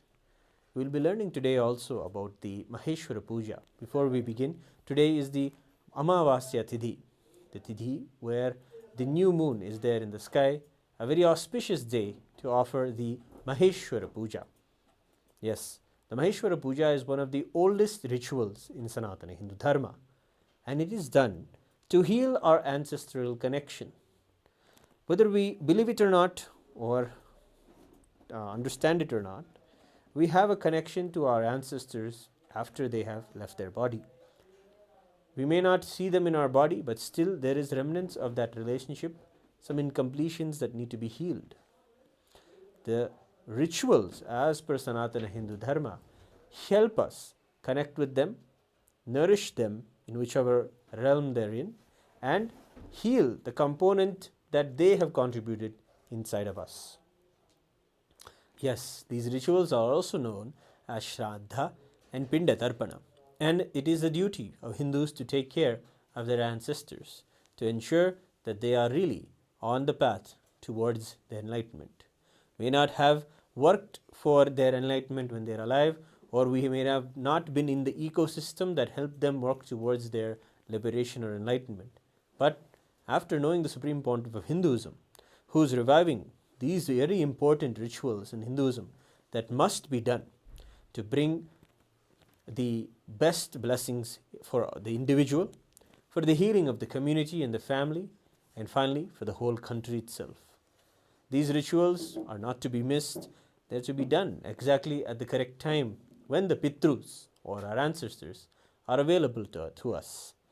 Twice a month, this very ritual occurs in Kailasa on the full moon day as well as the new moon day, that is today, Amavasya. So let us take a look at what the Supreme Pontiff of Hinduism himself shares about the Maheshwara Puja. We have for you some of the rare videos where the Supreme Pontiff himself is sharing about Maheshwara Puja. Let us take a look.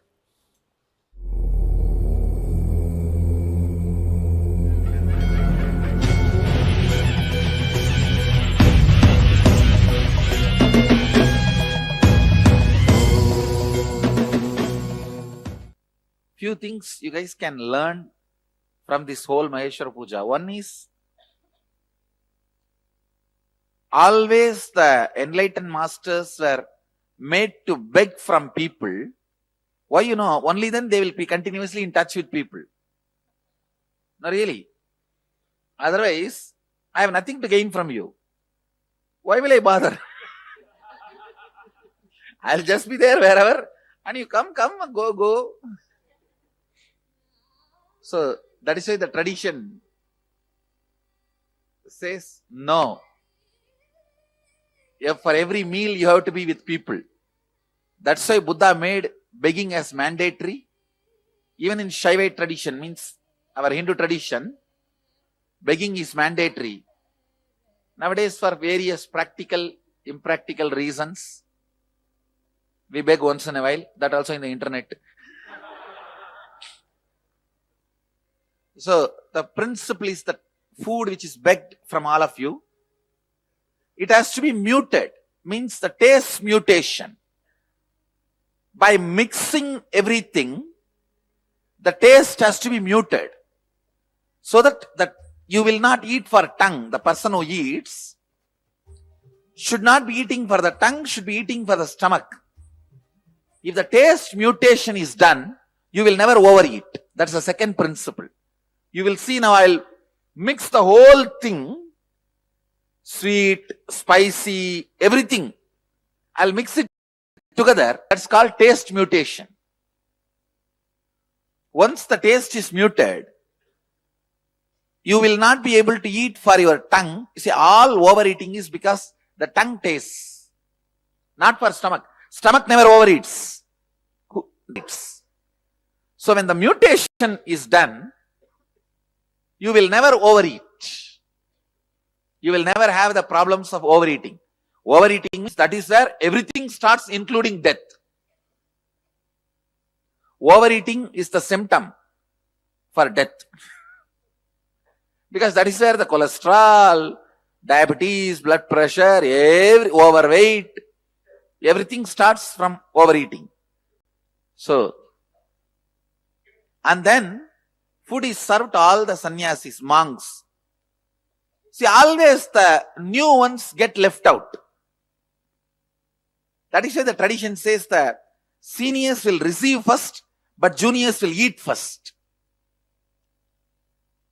Seniors will receive first from my hand, but they have to feed the juniors first. It's a clear methodology of keeping the whole monastic tradition alive. And after feeding the junior most only you can eat. And after eating, they will be given the dakshina, pranami, money. The rule is anybody who is junior has to touch all the senior feet. See, the thing is, in the monastery, somebody may be very brilliant, intelligent, smart. He may be junior. He will be having a high power position in the organization, but that does not matter here. Here the power position you are holding doesn't matter. You will see Sri Mahants touching the feet of the junior sannyasis here. Because she is the junior most Swami. So here the sannyas matters, not the power position you hold. So in one place where they drop all their incompletions, because when you live together always there will be incompletions. Dropping everything. So there will always be problem. Who should drop first? So standard rule. Junior drops first. So that see, it is actually never, incompletion itself is not a problem. Who should drop first is always the problem. If you drop, I'll drop. If you drop, I'll drop. That who should drop first is attended in this whole Maheshwara Puja. It's a very beautiful, intimate ritual of completing with your ancestors and keeping the whole sannyas tradition alive. It's from, I am explaining it from the insider's view, how it is keeping the sannyas tradition alive. And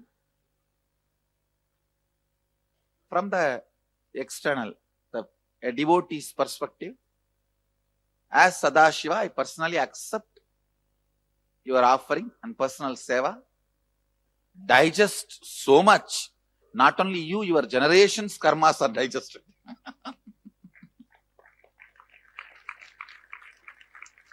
It's time.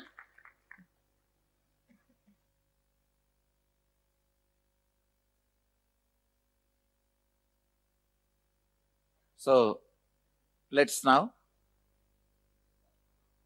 go and start the Maheshwara Puja.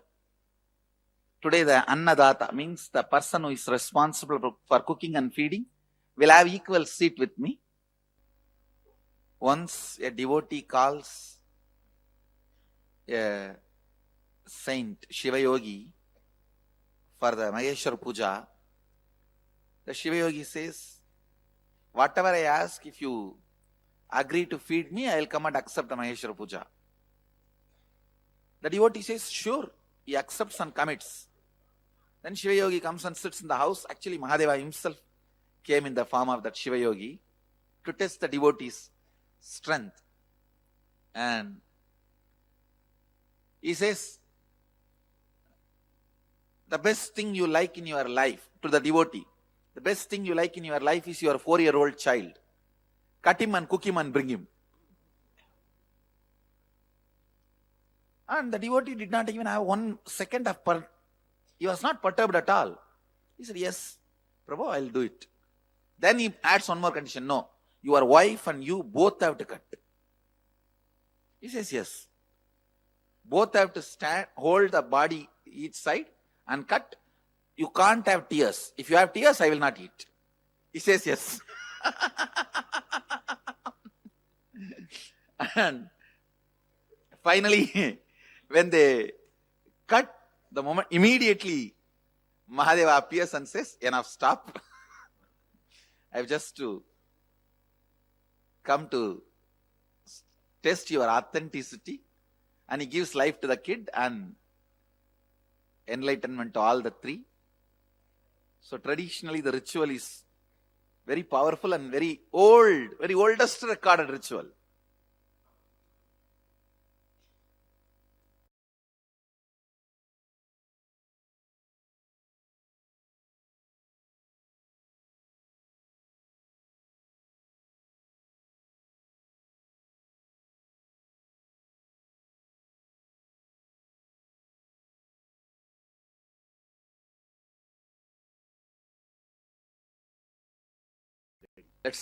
Let's session after that.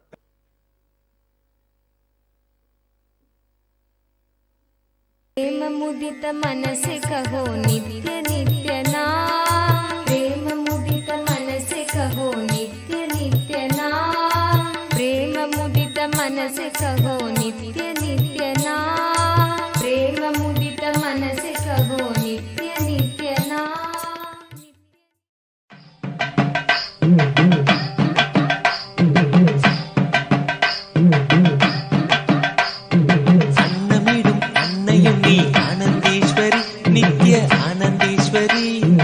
Adishakti நாயகியே ஆனந்தீஸ்வரி நித்ய ஆனந்தீஸ்வரி, அன்னமிடும் அன்னையும் நீ ஆனந்தீஸ்வரி நித்ய ஆனந்தீஸ்வரி, ஆதிசக்தி நாயகியே ஆனந்தீஸ்வரி நித்ய ஆனந்தீஸ்வரி, கண்ணமியும் கருமங்களை மாற்றி இங்கு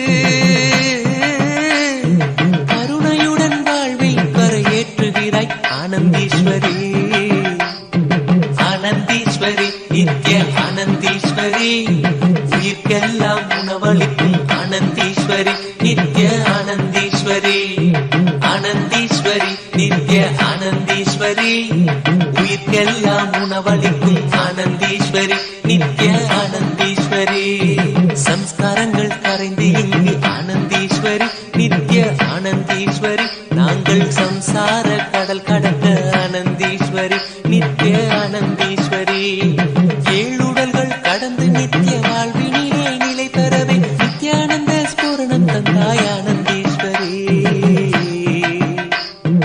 ஆனந்தீஸ்வரி நித்ய ஆனந்தீஸ்வரி, உயிர்க்கெல்லாம் உணவளிக்கும்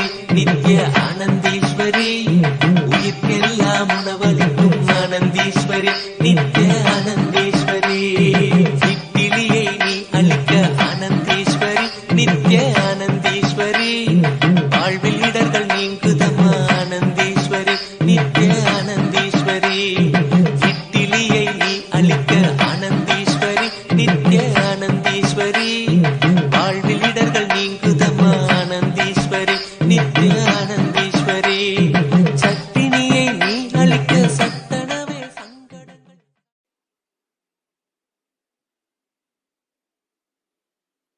As Sadashiva, I accept your Maheshwara Puja as a personal service, and I accept not just as food, all the 13 danas you are supposed to give.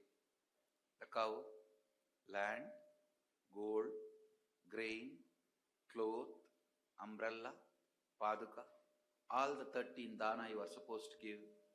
I accept all 13 in the form of this Maheshwara Puja and commit with you all. I liberate all of them and all your ancestors and bring completion to all of you. And if you are doing it on your own, for yourself, I commit with you. I liberate you from all the sins and karmas other than Guru Droha. So don't do only that. That nobody can liberate. Other than that, I liberate you from everything else. Blessings. The monastics can receive the pinda. This is the food offered to the departed souls. The pinda prasada.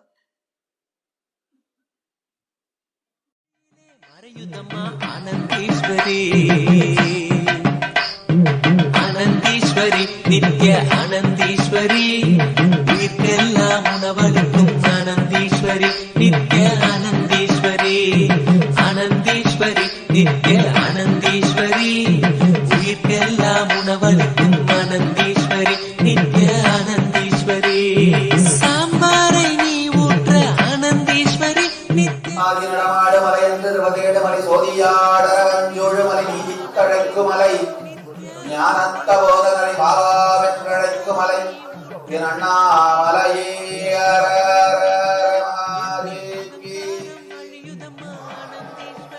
நித்ய ஆனந்தீஸ்வரி ஓங்கார ரூபிணி ஆனந்தீஸ்வரி ஓங்கார ரூபிணி பாங்காக பரிமாற பாவங்கள் கரையுதம்மா ஆனந்தீஸ்வரி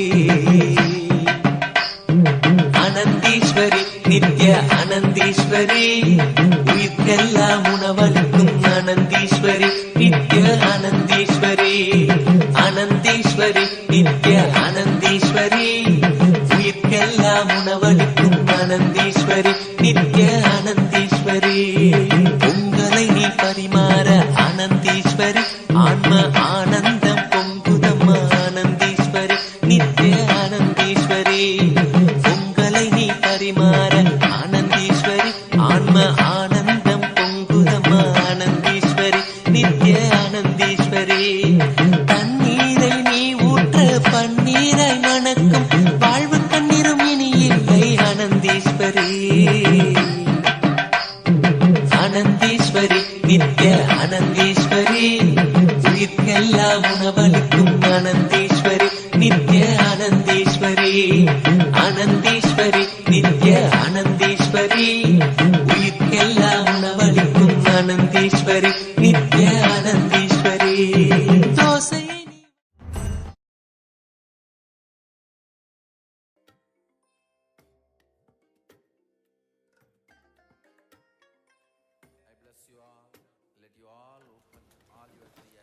Yes, beautifully. You get to see the Supreme Pontiff of Hinduism give completion and enlightenment to all the departed souls in the Maheshwara Puja. And this is a celebration that happens very regularly in Kailasa. Yes, feeding the Jataragni of the living incarnation of Paramashiva is the best way to give the karmic relief and to put our ancestors on the path of enlightenment. They'll already get there, and ourselves also to be on the same path of living enlightenment. And this is how the Supreme Pontiff of Hinduism gives the departed souls Videha Mukti and blesses us with the Jivan Mukti. This is a beautiful way that we connect with our ancestors and do the process of healing. There is always the story. In fact, today, the story of even the reason why Ganga, Devi Ganga, the river, came onto the planet Earth was to heal the ancestors, to liberate the ancestors of a saint known as Bhagirata. So he praised and gets the boon to have Ganga come and wash of the sins of all of his ancestors, clear their karmas, and lead them on the path to back to Paramashiva. Of course, this is to be done and it has isn't to be learned. Even at the place where Ganga is, many of the Pinda, Tarpana, Shraddha rituals happen. Regularly, Hindus go and every year even go to Ganga and Varanasi and all of these sacred kshetras to offer the Pinda to their Pitrus, to their ancestors, healing them. It is one of the duties that must be done by a Hindu to perform the proper dharma and the artha. As Swamiji was sharing also, there are 13 danas that are to be done by a person in their lifetime. By offering the Maheshwar Puja, you can literally fulfill the quota of all the 13 danas in your lifetime, because you have the living enlightened master in your life, the incarnation of Paramashiva himself accepting the dana, literally swallowing all of our karmas. And you can see the way and the body language with which Swamiji was just now showing how the Maheshwar Puja is. It is literally taking on and healing of all of the karmas and healing of all of the departed souls and giving them and bestowing them with Videha Mukti. It's a beautiful process, and today it's going to be manifesting with the divine grace and blessings of the Supreme Pontiff of Hinduism. We're going to be doing Maheshwara Puja, and of course right now we're going to be getting ready for the Gangadhara Murti Darshan, a beautiful manifestation of Paramashiva. When Bhagirata was told that Ganga would come to the planet Earth, the doubt came that the force of her waters will bring ruin to the whole planet. So we needed Paramashiva's beautiful involvement to remove that danger. So he opened his jatas and cut the Ganga in his jatas, the story says. And of course, this is a real history. And then, of course, Ganga, after touching the Sahasrara of Paramashiva himself, she remained there in celebration and did not come down. Again, Bhagirata goes to Paramashiva and prays to him to release Ganga, little bit, a small stream to the world. And of course, the Murti of Ganga, Visarjana Murti, where Paramashiva releases one jata to give Ganga to the world. And beautifully, the largest worshipped body in Hinduism is Mother Ganga. She is a river and a deity in itself, a goddess. And many scientific studies also have been done to prove that her waters are unique among all the other waters or rivers in the world. The rejuvenation qualities that are there and the way that Ganga purifies or cleans her, that something that Swamiji even shares we should all learn. Yes, the way that Ganga Mata does not remain polluted, goes on coming back to the space of integrity of her devotion to Paramashiva, is a quality that we get when we worship her and also take a bath in her. We literally get the devotion back to Paramashiva. And we have another clip for you before we go to the darshan preparation. We wanted to share about how Swamiji shares that no matter how much pollution Ganga may be having, she can rejuvenate herself. But the only thing we must not do is continuous pollution. In the same way, he says, for our own integrity with our Guru or with our own words, we should not do the continuous pollution by not fulfilling the words that we tell. There is an inter-organ like Devi Ganga that is there in the world. There is a goddess within us known as the Vak Devi, the Vak Shakti. Aligning with her again and again, restoring our integrity with the words we tell ourselves and others, will purify the Vakdevi, and she will manifest in our lives in a powerful way. Let us see the Supreme Pontiff of Hinduism himself sharing about this very goddess within us. Listen, you may be uttering completely different words in the morning, in the noon, in the night, in the middle of the night, in the early morning, but you have something called Vak, which connects, which is responsible for all your words. Please listen. Listen. You may have fast breathing, slow breathing, shallow breathing, but there is something called lungs which is responsible for all your breathing. Same way,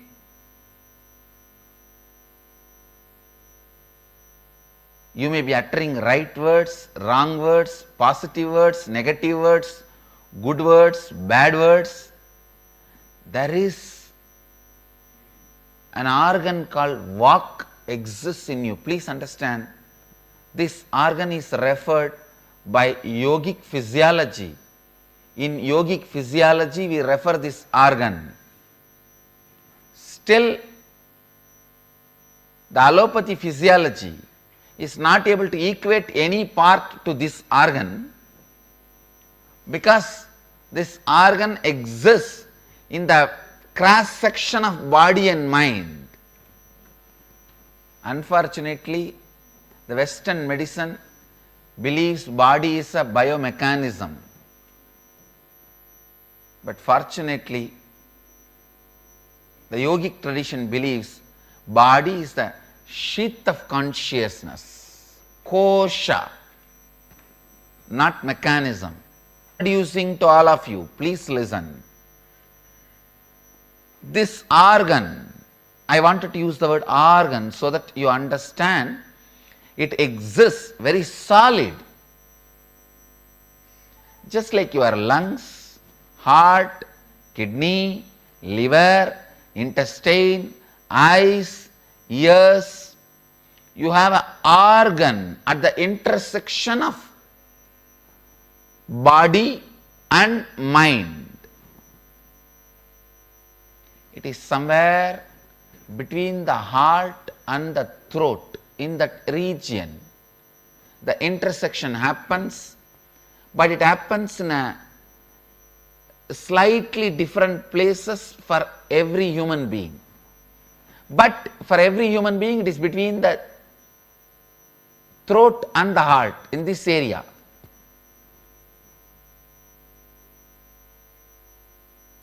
Where your body and mind intercedes, in that region,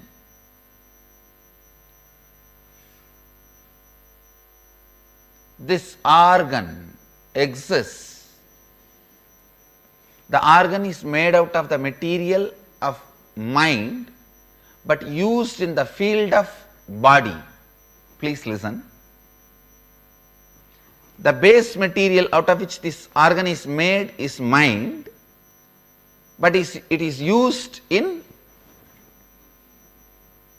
body.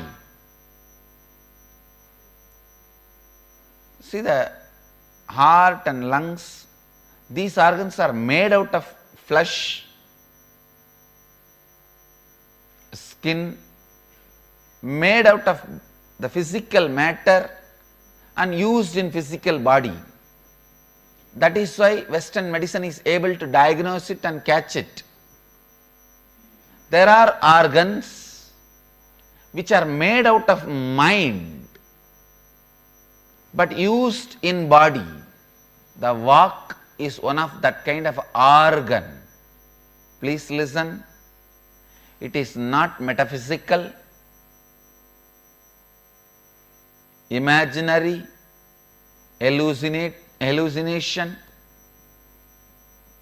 It is an organ which is inside you, responsible for all the words you utter.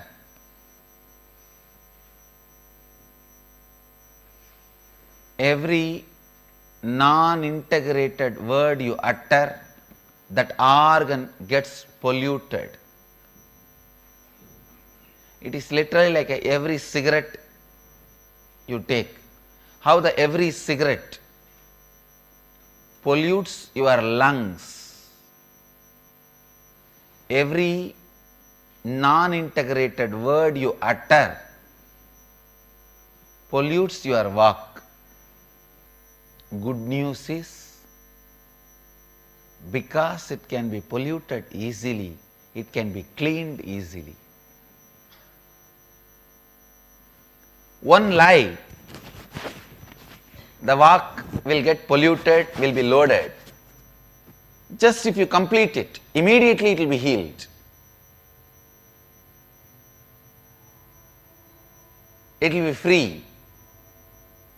Even one lie, one word which is non-integrated. For example, if you tell, now time is 8 o'clock, that's all, it will be polluted because it is not 8 o'clock. And same way, cleaning it also is not a big job. Oh, I withdraw this word which I uttered, time is 8 o'clock, I complete with it, now time is not 8 o'clock, is enough. Because the word corrupts the walk, the word can purify the walk. Understand? The diseases which are created in your body because of wrong breathing can be completely healed by the right breathing. The disease created in your body due to wrong way of handling the body, means the wrong way of sitting, wrong way of lying down, that can be healed by the right way of sitting and right way of stretching. The disease created in your system by wrong usage of the body can be healed by the right usage of the body. The disease created in your system by wrong usage of the word can be healed by the right usage of the word. Understand? The whole science of integrity is based on this. The whole science of Vak Siddhi is based on this.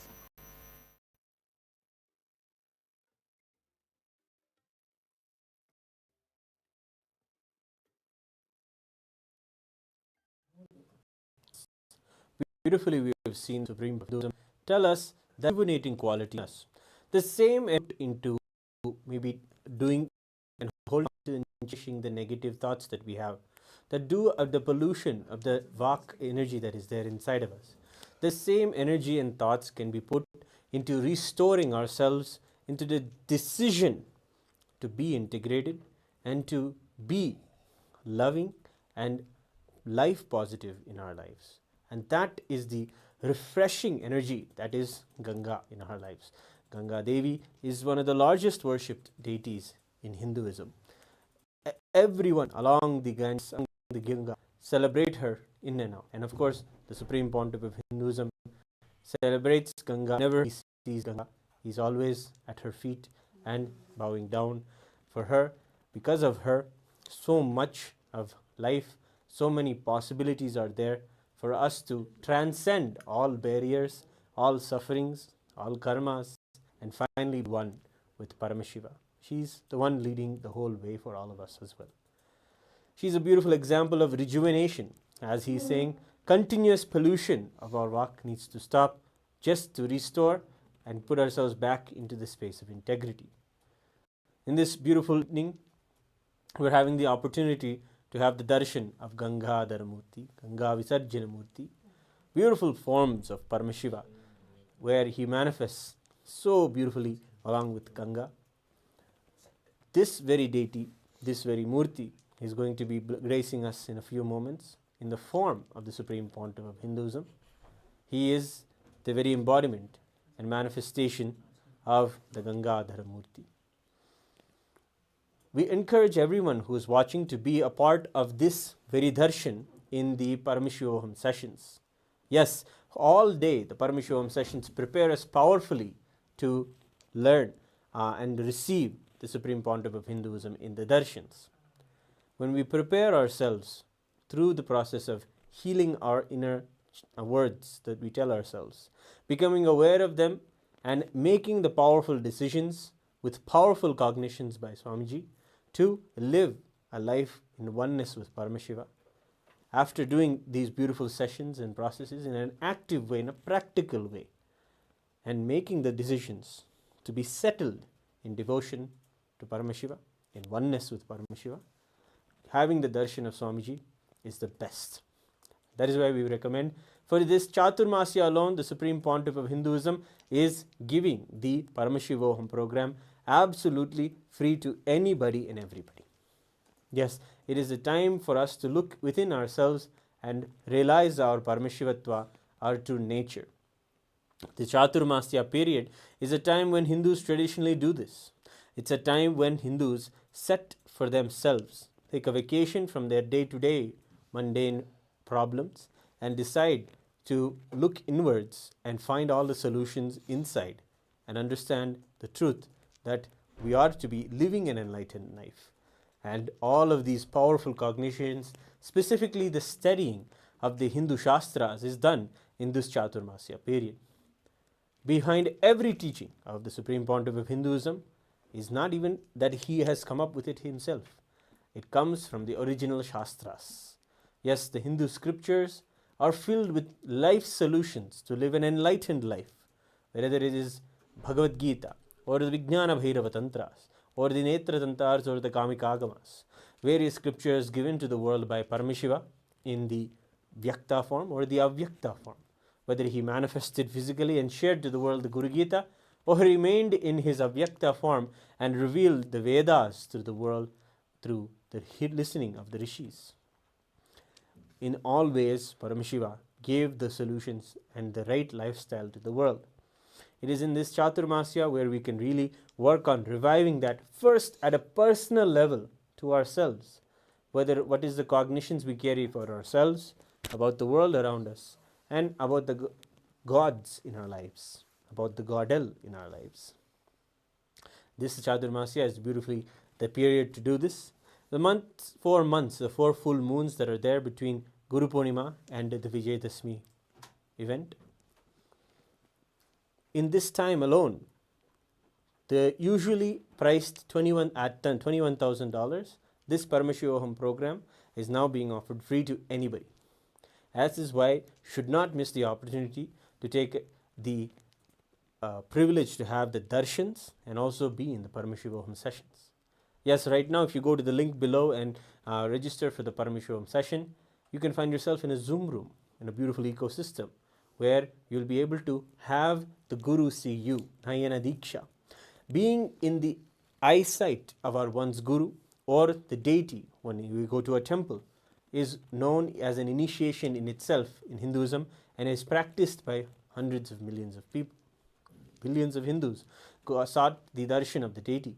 Not that the deity should be, not that we should of course see the deity and feel rejuvenated, but the deity's eyes, which is a living being, it should see us. And when he sees us, so many of the karmas, so many of the sufferings are simply removed from our lives. And it's a treasure to have the Nayana Diksha of Swamiji. So that's one very important reason why you should be inside the Paramashivoham session right now. Another is that you can personally ask your question to Swamiji. Any healing that you want, anything that you need as in your life, that you feel you need the blessings of, you need the guidance and the spiritual support for. That is what Swamiji is there, extending himself beautifully. So each and every person who's coming to the program, he's giving the blessing, the personalized blessing to each person and dictating the response that that person needs, any guidance that person needs to have in their life. Swamiji himself is available to all of us beautifully. These are the beautiful reasons why you should be in the Paramashivoham session right now. So without further ado, go to the link below and see the yourself in the Paramashivam session. Of course, when you're there, remember for one more thing, put Swamiji on the biggest screen in your house. That is the best way to bask in the beautiful, bright darshan that we're going to have. And of course, gather everyone. There's a beautiful group energy can be created when we sit in darshan together, beautifully being having the cosmic energy being transmitted to each person in their own unique way. And of course, share to as many people as you can about the darshan that is going to be happening in a few moments. Share with everyone about the very Gangadhara story, the story of Ganga. He is coming, and we want to be available to receive this divine in this auspicious moment of Gangadhara Murti Darshan. So you can all go to the link below or scan the QR code to see the darshan. Let us get ready to prepare ourselves to have the darshan. Please be seated with your head, neck and spine in a straight line. Inhale and exhale as slowly as possible and as deeply as possible.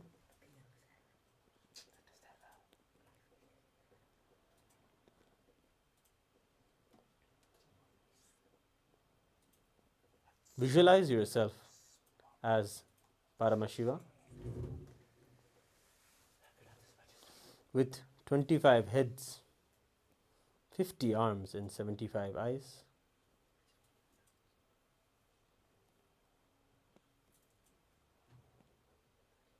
Be in a space of deep oneness as we prepare ourselves to receive the powerful darshan of Gangadhara Murti in the form of the Supreme Pontiff of Hinduism, Bhagavan Nithyananda Paramashivam, our beloved Swamiji. Inhale and exhale as Paramashiva in deep restful awareness.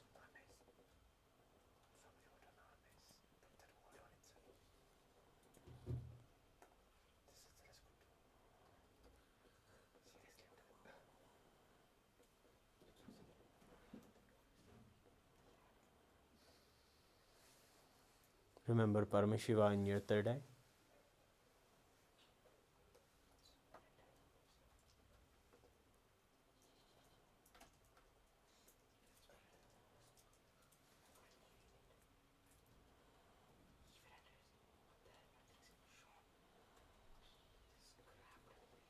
Let us now chant the Mahavakya.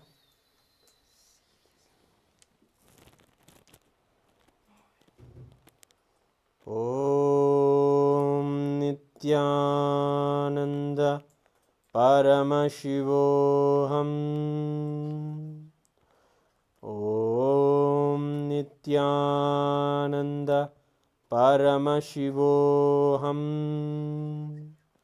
Om Nithyananda Paramashivoham.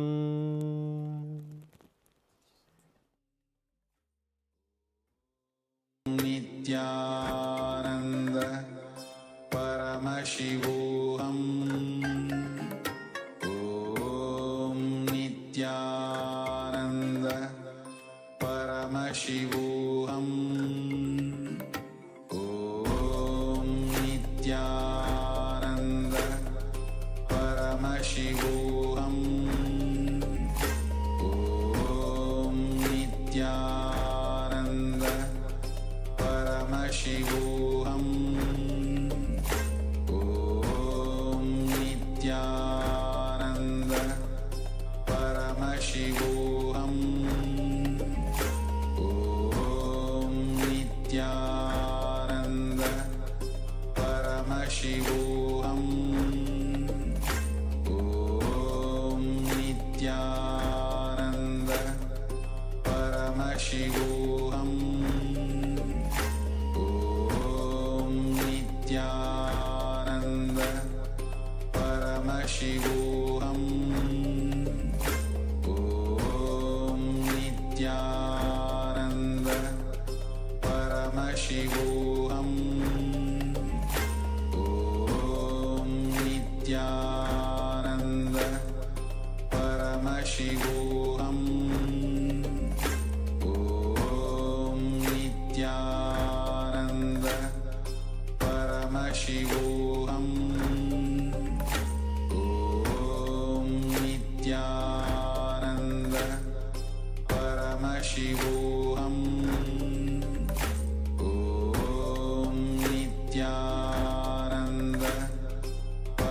Paramashivam Om Nithyananda Paramashivam Om Nithyananda Paramashivam Om Nithyananda Paramashivam Om Nithyananda Paramashivam Om Nithyananda Paramashivam Om Nithyananda Paramashivam Om Nithyananda Paramashivam Om Nithyananda Paramashivam Om Nithyananda Paramashivam. Maya, the concept of Maya, it gave me so much of joy and courage to do anything. I decided I will live like a Shankara. There is every possibility you will catch the glimpse. I am not telling you will run away from a home.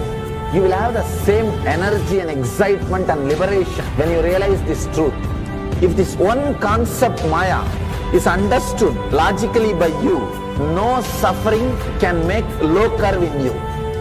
Nobody can exploit you easily. If you can just open that courage, this understanding can open new doors for you.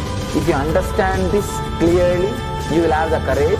If you have little courage, you will have understanding. It's like a circle. Who will start first? I represent Kailasa nation led by Supreme Pontiff of Hinduism, Sri Nithyananda Paramashivam, which speaks on behalf of 2 billion Hindus around the world who do not have a representing them in the international forums.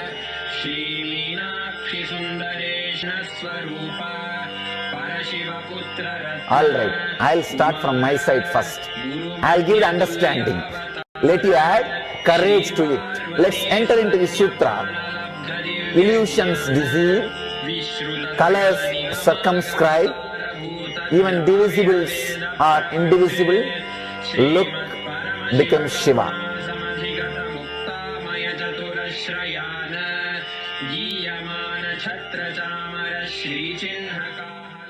Welcome you all with my love and respects. Before entering into the sutras, I want all of you to just sit for a few seconds. Sit straight and just prepare yourself.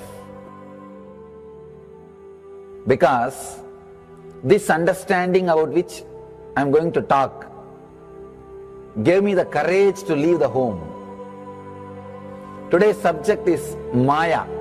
Actually, many times, the young age I used to think I should leave the home, go around, live a sannyas life. Suddenly, one day, when I was reading one of the Shankara's work on this Maya, somehow the concept clicked. The word Maya cannot be translated into English. Thinking the lesser reality as the higher reality is what we call Maya. What you are seeing, you can't say this is illusion. No, this is not ultimate. Your understanding this is ultimate is illusion. The moment the click happened, I was ready not only to leave the house, decided to live like a Shankara.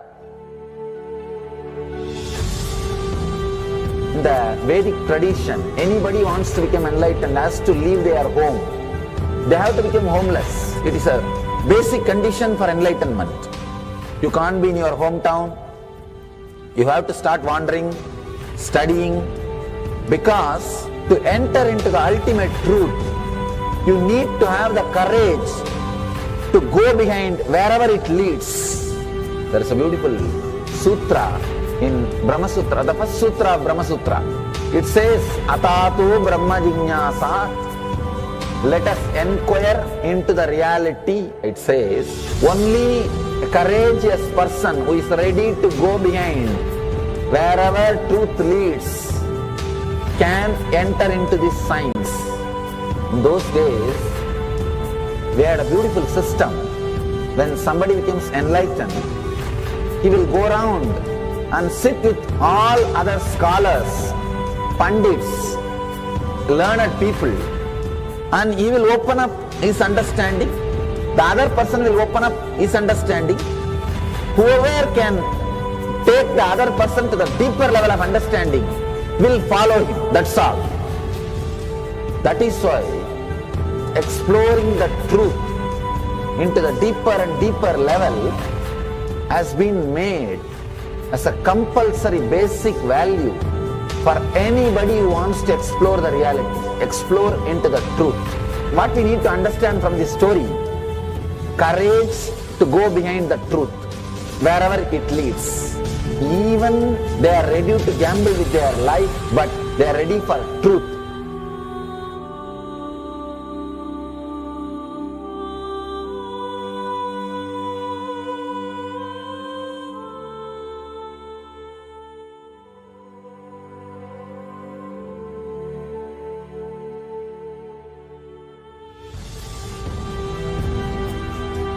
If you accept or start working on the reality, whatever you see can be Maya. It feels as if the ground on which you are standing is opening or giving way, is taken away. It needs courage. It may suddenly open a new door to you. You must be able to go into the door, only then you can see the next door. Because I am trying to reproduce the same understanding and I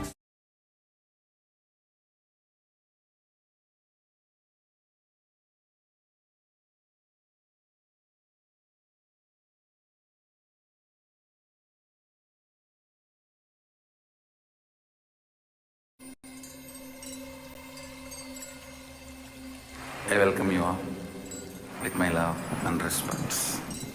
Let you all open all your three eyes. Om Nithyananda Paramashivam.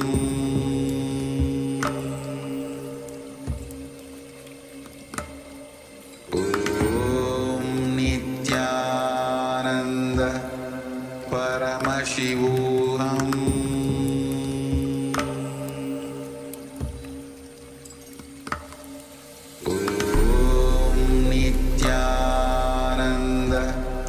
Paramashivam.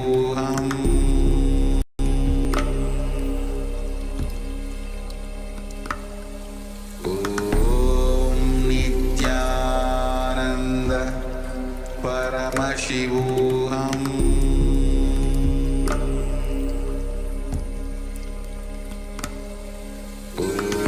Om Nithyananda Paramashivam. Paramashivam.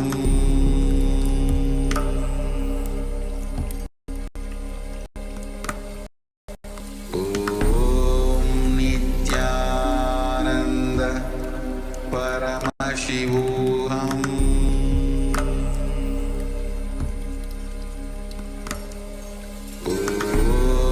Nithyananda Paramashivam.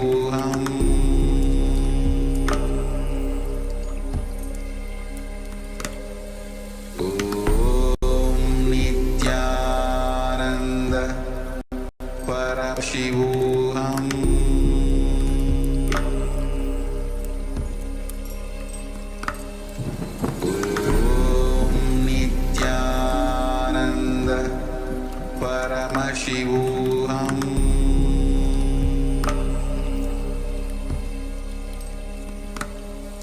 Om Nithyananda Paramashivam.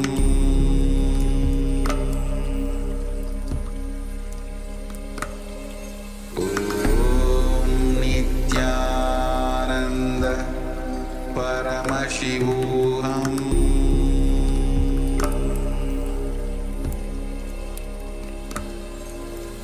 Om Nithyananda Paramashivam.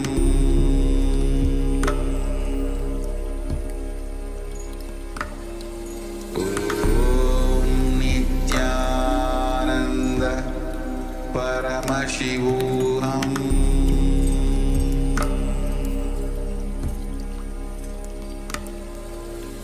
Om Nithyananda Paramashivam.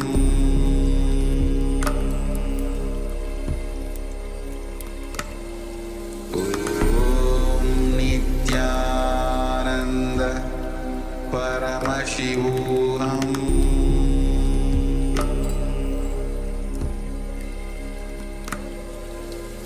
Om Nithyananda Paramashivam. Om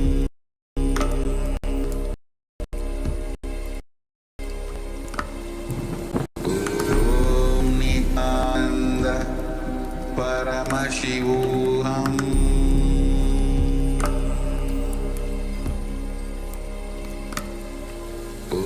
Om Nithyananda Paramashivam.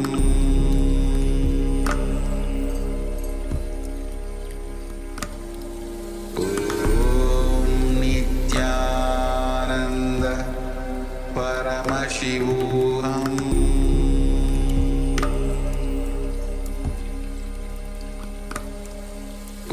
Om Nithyananda Paramashivam.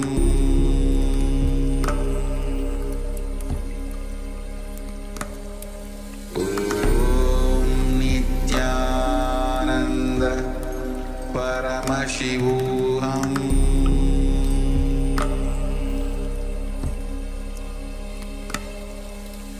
Om Nithyananda Paramashivam.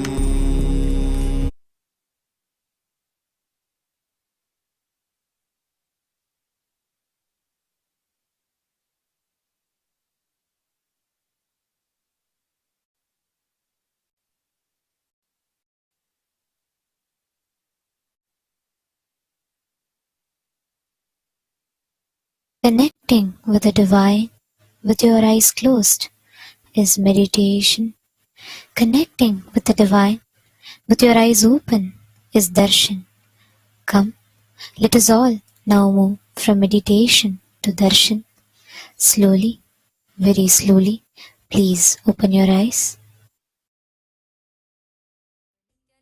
विभो किस मुख से है गुणतीत प्रभु तव अपार गुण वर्णन हो किस मुख से है गुणतीत प्रभु तव अपार गुण वर्णन हो नित्य भव कारक तारक हारक पातक दारक नित्य शंभो नित्य भव कारक तारक हारक पातक दारक नित्य शंभो दीन दुख हर सर्व सुखावर प्रेम सुधाधर दया करो दीन दुख हर सर्व सुखावर प्रेम सुधाधर दया करो पार लगा दो भव सागर से बनकर करुणागार हरे नित्यानंद पुरी ईश्वर नित्य पाहि पाहि दातार हरे नित्यानंद पुरी ईश्वर नित्य पाहि पाहि दातार हरे हर हर नित्य देव हरे हर हर नित्य देव हरे हर हर नित्य देव हरे हर हर नित्य देव हरे जय मन भावन जय अति पावन शोक नशावन नित्य शंभो जय मन भावन जय अति पावन शोक नशावन नित्य शंभो विपद विदारण अदम उबारण सत्य सनातन नित्य शंभो विपद विदारण अधम उबारण सत्य सनातन नित्य शंभो सहज वचन कर जलज नयन वर धवल वरण तन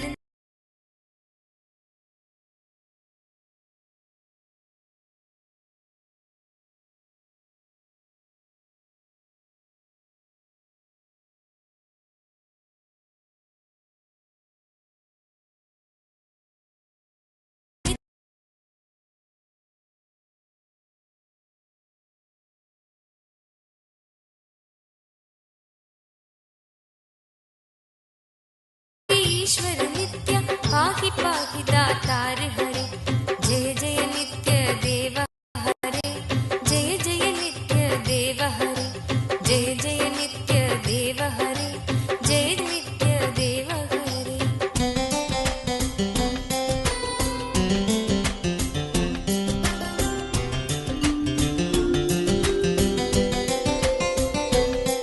भोलानाथ कृपालु दयामय ओटर दानी नित्य योगी भोलानाथ कृपालु दयामय ओटर दानी नित्य योगी सरल हृदय अति करुणा सागर अगत कहानी नित्य योगी सरल हृदय अति करुणा सागर अगत कहानी नित्य योगी निमिष मात्र में देते हैं नवनिधि मन मानी नित्य योगी निमिष मात्र में देते हैं नवनिधि मन मानी नित्य योगी भक्तों पर सर्वस्व लुटाकर बने मसानी नित्य योगी भक्तों पर सर्वस्व लुटाकर बने मसानी नित्य योगी स्वयं अकिंचन जन मन रंजन पर नित्य परम उदार हरे नित्यानंद पुरी ईश्वर नित्य पाहि पाहि दातार हरे नित्यानंद पुरी ईश्वर नित्य पाहि पाहि दातार हरे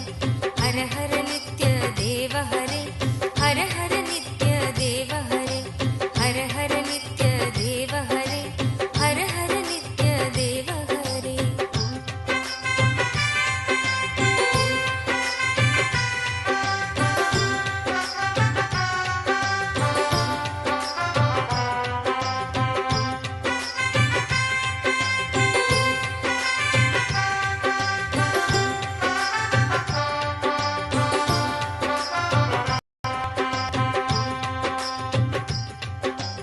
आशुतोष इस मोहमयी निद्रा से मुझे जगा देना आशुतोष इस मोहमयी निद्रा से मुझे जगा देना विषम वेदना से विषयों की मायाधीश छुड़ा देना विषम वेदना से विषयों की मायाधीश छुड़ा देना रूप सुधा की एक बूंद से जीवन मुक्त बना देना रूप सुधा की एक बूंद से जीवन मुक्त बना देना दिव्य ज्ञान भंडार युगल चरणों को लगन लगा देना दिव्य ज्ञान भंडार युगल चरणों को लगन लगा देना एक बार इस मन मंदिर में कीजिए पद संचार हरे नित्यानंद पुरी ईश्वर नित्य पाहि पाहि दातार हरे नित्यानंद पुरी ईश्वर नित्य पाहि पाहि दातार हरे जय जय नित्य देव हरे जय जय नित्य देव हरे जय जय नित्य देव हरे जय जय नित्य देव हरे दानी हो दो भिक्षा में अपनी अनकायनी भक्ति प्रभु दानी हो दो भिक्षा में अपनी अनकायनी भक्ति प्रभु शक्तिमान हो दो अविचल निष्काम प्रेम की शक्ति प्रभु शक्तिमान हो दो अविचल निष्काम प्रेम की शक्ति प्रभु त्यागी हो दो इस असार संसार से पूर्ण विरक्ति प्रभु त्यागी हो दो इस असार संसार से पूर्ण विरक्ति प्रभु परम पिता हो दो तुम अपने चरणों में अनुरक्ति प्रभु परम पिता हो दो तुम अपने चरणों में अनुरक्ति प्रभु स्वामी हो निज सेवक की सुन लेना करुण पुकार हरे नित्यानंद पुरी ईश्वर नित्य पाहि पाहि दातार हरे नित्यानंद पुरी ईश्वर नित्य पाहि पाहि दातार हरे जय जय नित्य देव हरे जय जय नित्य देव हरे जय जय नित्य देव हरे जय जय नित्य देव हरे